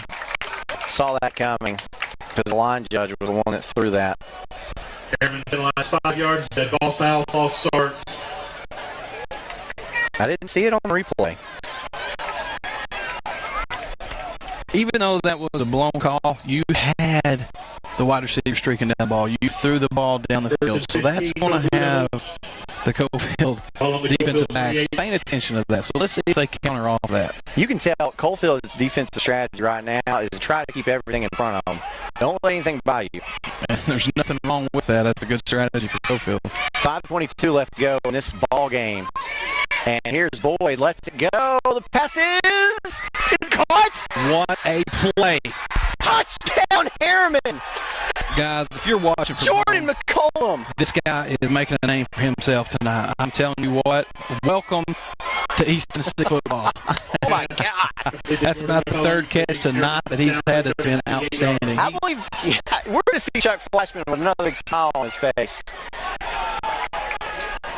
Stared down the receiver the whole time. Look at that smile on Fleischman's face, and it goes off of his hand, off of his helmet, back to his chest, and McCollum brings that one in for the touchdown. Now, that is a difference maker that you're seeing right there. And now, of course, Harriman is going to bring Pelfrey on to attempt this extra point. Oh. And it's no good. That is no good. That's a big miss. But Harriman is still within 6 points here as they've cut the lead to 6 with 5:15 left to go in this ball game.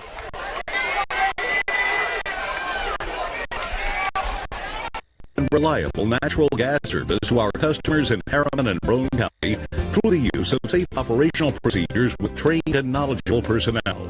An odorant is added to natural gas and maintained to a certain level so that in the event of a gas leak, it can be easily detected. If you smell or suspect a natural gas leak, please call the Harriman Utility Board at 882-3242. We can be reached 24 hours a day, 7 days a week.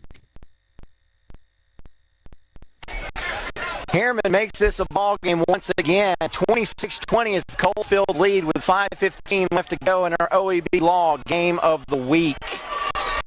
Blue Devil fans are trying to breathe life into this program and keep this momentum going for this team. Pelfrey sets it up for a Davis Funeral Home kickoff. Davis Funeral Home with 2 locations in Harriman and Wartburg. Go to davisfuneralhomes.com or call the numbers on your screen.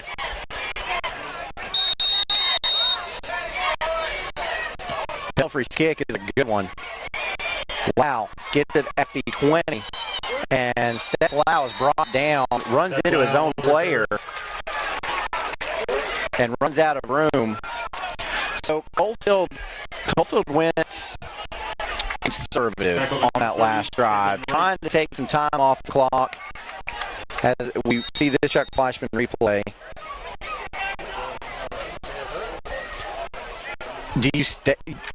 You don't stay conservative now, do you? I do. I'm running football and eating that clock, and I'm doing what Coalfield does best, and that's running that football. Keep it under control. Do not turn the ball over. Run the football. That's why you're a coach and I'm a video game player. As another flag comes out from the line judge, this is going to be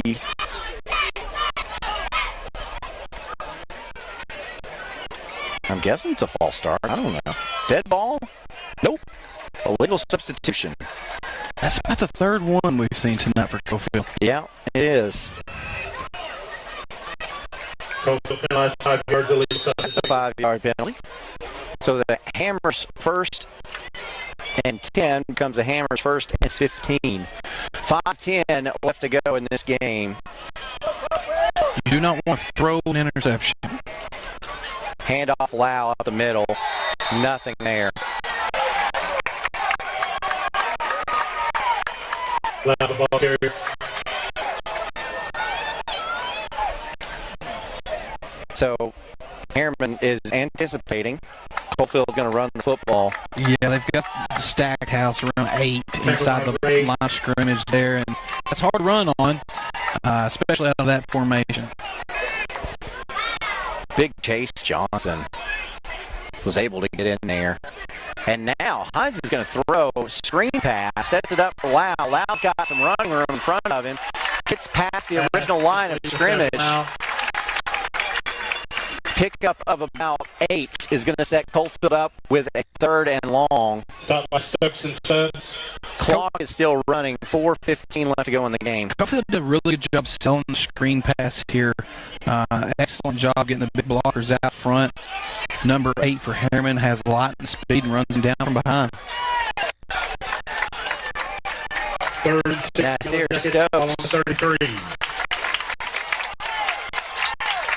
Big 3rd down play here for both teams. Shotgun formation. The sophomore quarterback sends Mullins in motion. Handoff goes to Lau. Lau trying to get to the corner. Brought down. Lau ball carrier. It's very close. And Cam Clark again coming up from hip safety position to meet Lau one-on-one. 3rd and... Will depend on the spot. And a short by a yard. 4th and 1. So Coach Henry is going to send the punt unit in and give this football back to Harriman with 3:10 left to go in the game. Harriman needs to watch the ball here. They're going 30 personnel, going to run the football, but watch for hard count. Yeah, correction. No, it's Hines. He's going to keep it on a... What a gutsy play by Coalfield. And Black.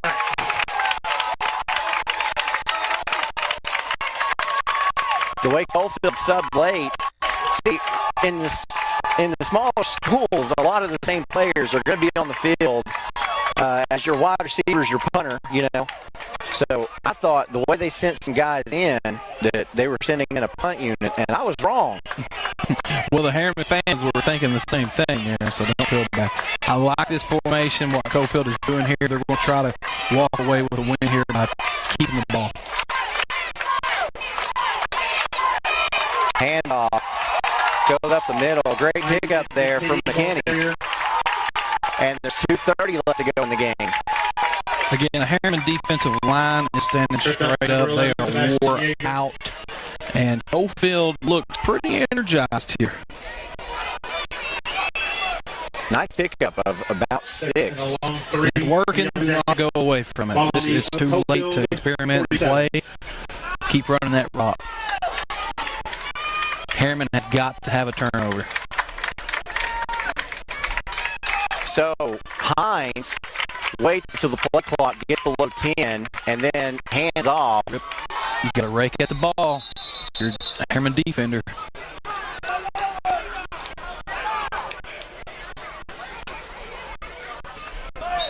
And again, look like McKinney in the carry. Timeout. Harriman wants to take a timeout with 1:42 left to go in this game. The Blue Devils need a big stop on 3rd down.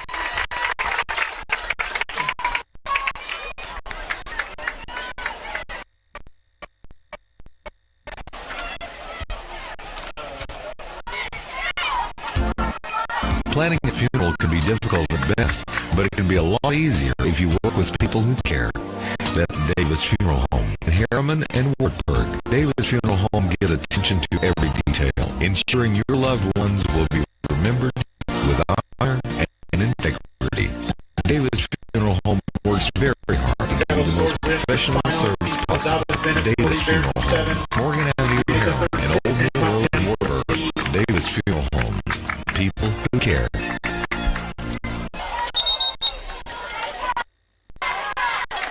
And welcome back to our OAB Law Game of the Week. It is 3rd and 2.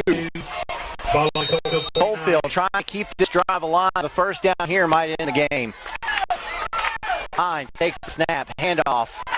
Big running room, still on his feet to the 30, to the 20 is Landon Lau. Landon Lau, the ball carrier. And with a minute and a half left, Coalfield is getting ready to wrap this one up.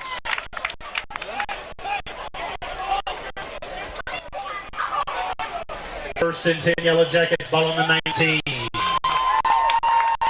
This Coalfield offense has worn down this Harriman defense all game long, and it's paying off late in the fourth quarter.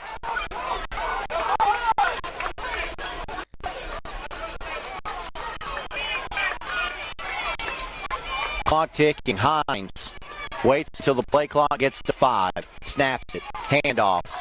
Landon Lau again met immediately by Ray and dropped. Short gain on the play. And now Harriman is going to call a timeout with 1:06 left to go in the game. It will be second and long.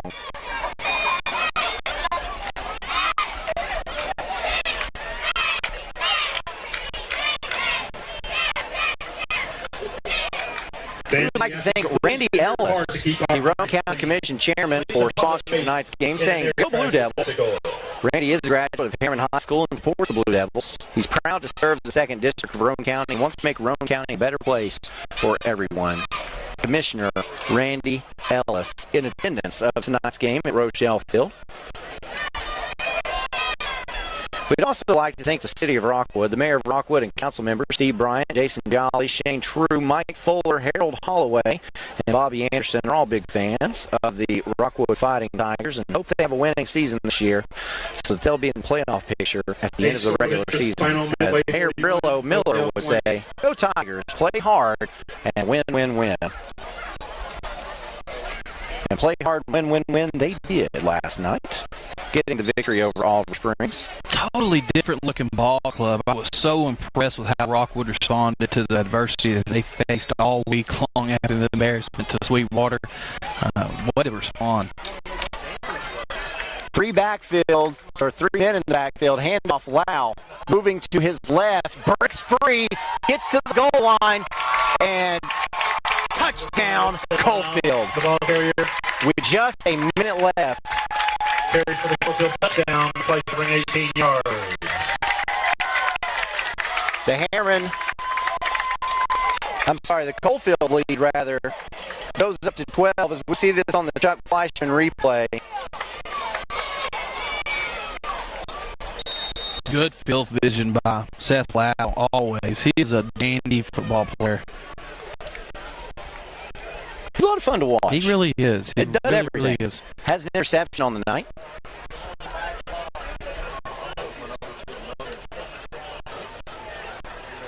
And now Lau's going to get the handoff on the 2-point conversion and trot in.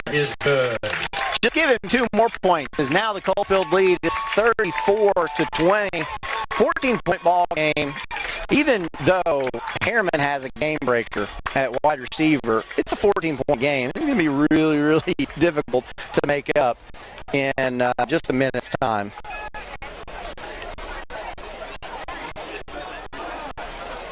Anything is possible.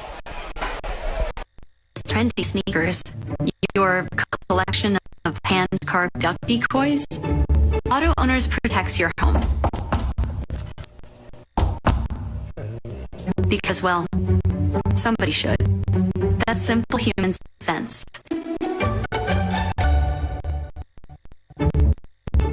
Ask Griffin Insurance Agency in Kingston if auto owners make sense for you. Oh, now you do your job. Welcome back to our OAB Law Game of the Week as we get set for our Davis Funeral Home kickoff. And the kickoff tonight being handled by Hayden Hicks. Back deep to receive is Tom Brown, like we've seen. Deep Brown. And this one is going to make it to Brown. Brown catches at the 15. looks for his lead blockers, cuts it to the right, still on his feet, breaks free, gets to the 45.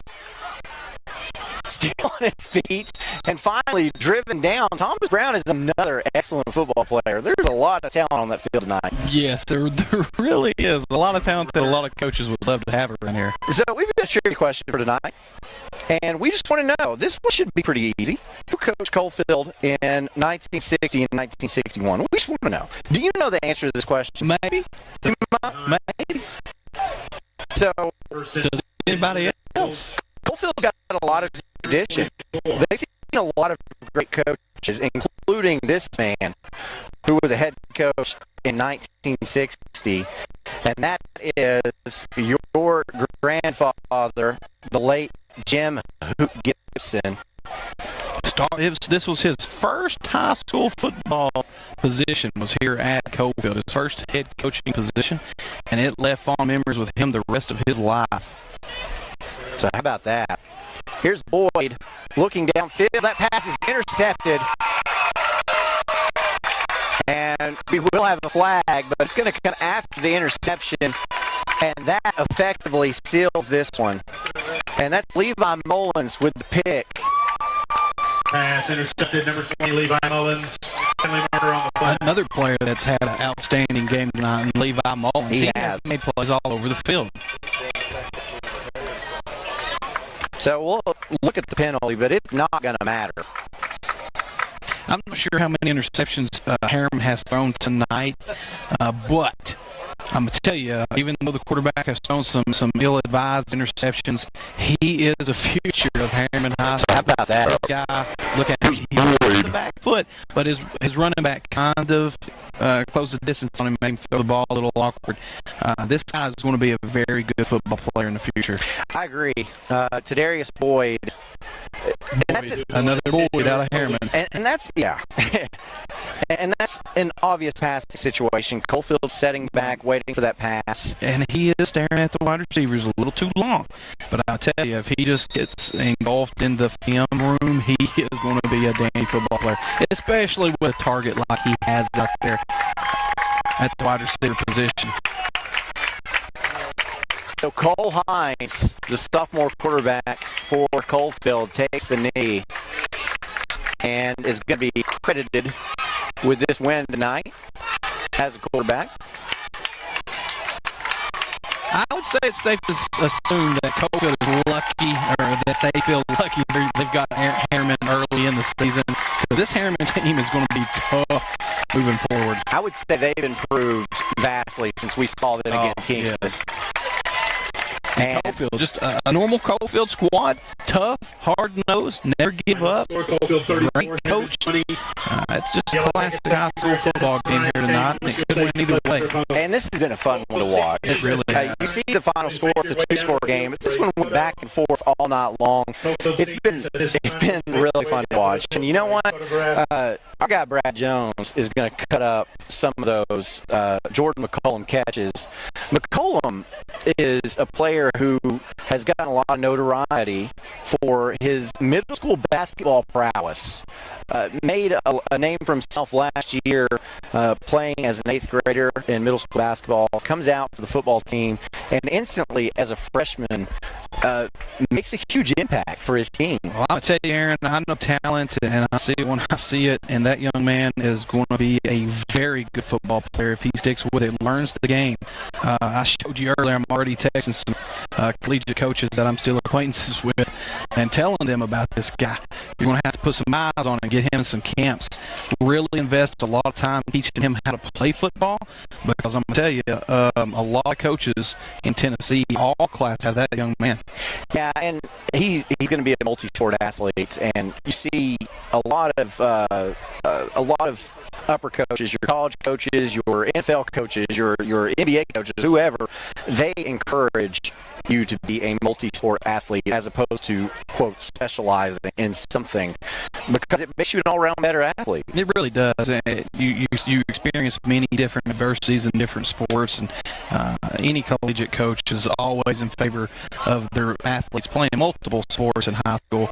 You see it all the way around. And this guy, I see a lot of similarities in another great wide receiver, local guy, in the name of T. Higgins. And I tell you, a lot of similarities there between T. Higgins' his freshman year and this young man. So keep an eye on it. That's pretty bold praise. That's saying something. T. Higgins, of course, on his way to the NFL to get paid in a major way. He's one of the best wide receivers I've ever seen in high school football.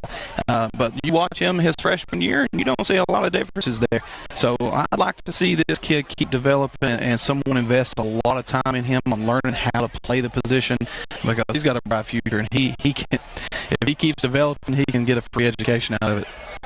So as we see our stats for tonight's game, let's look into this. So there are the final stats. 18 first downs for Coalfield to Harriman's 7. Rushing yards, 260 for Coalfield, not surprising. Only 54 for Harriman, also not surprising. That is surprising to me. You think so? Well, just very because. Few and far between has Harriman High School ever had around 54 rushing yards. That tells me they are changing the philosophy of their offense. They're going after throwing the ball down the field with 243 passing yards out of 297 total yards. That's rare for Harriman High School. When I look down at Coalfield stats, that's Coalfield football.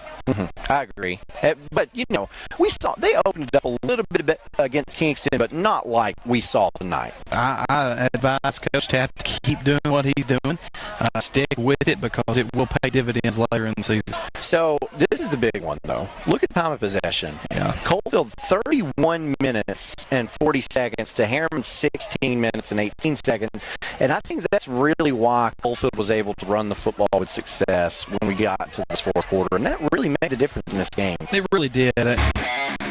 Football is back. And OAB Law is excited for a season full of big hits,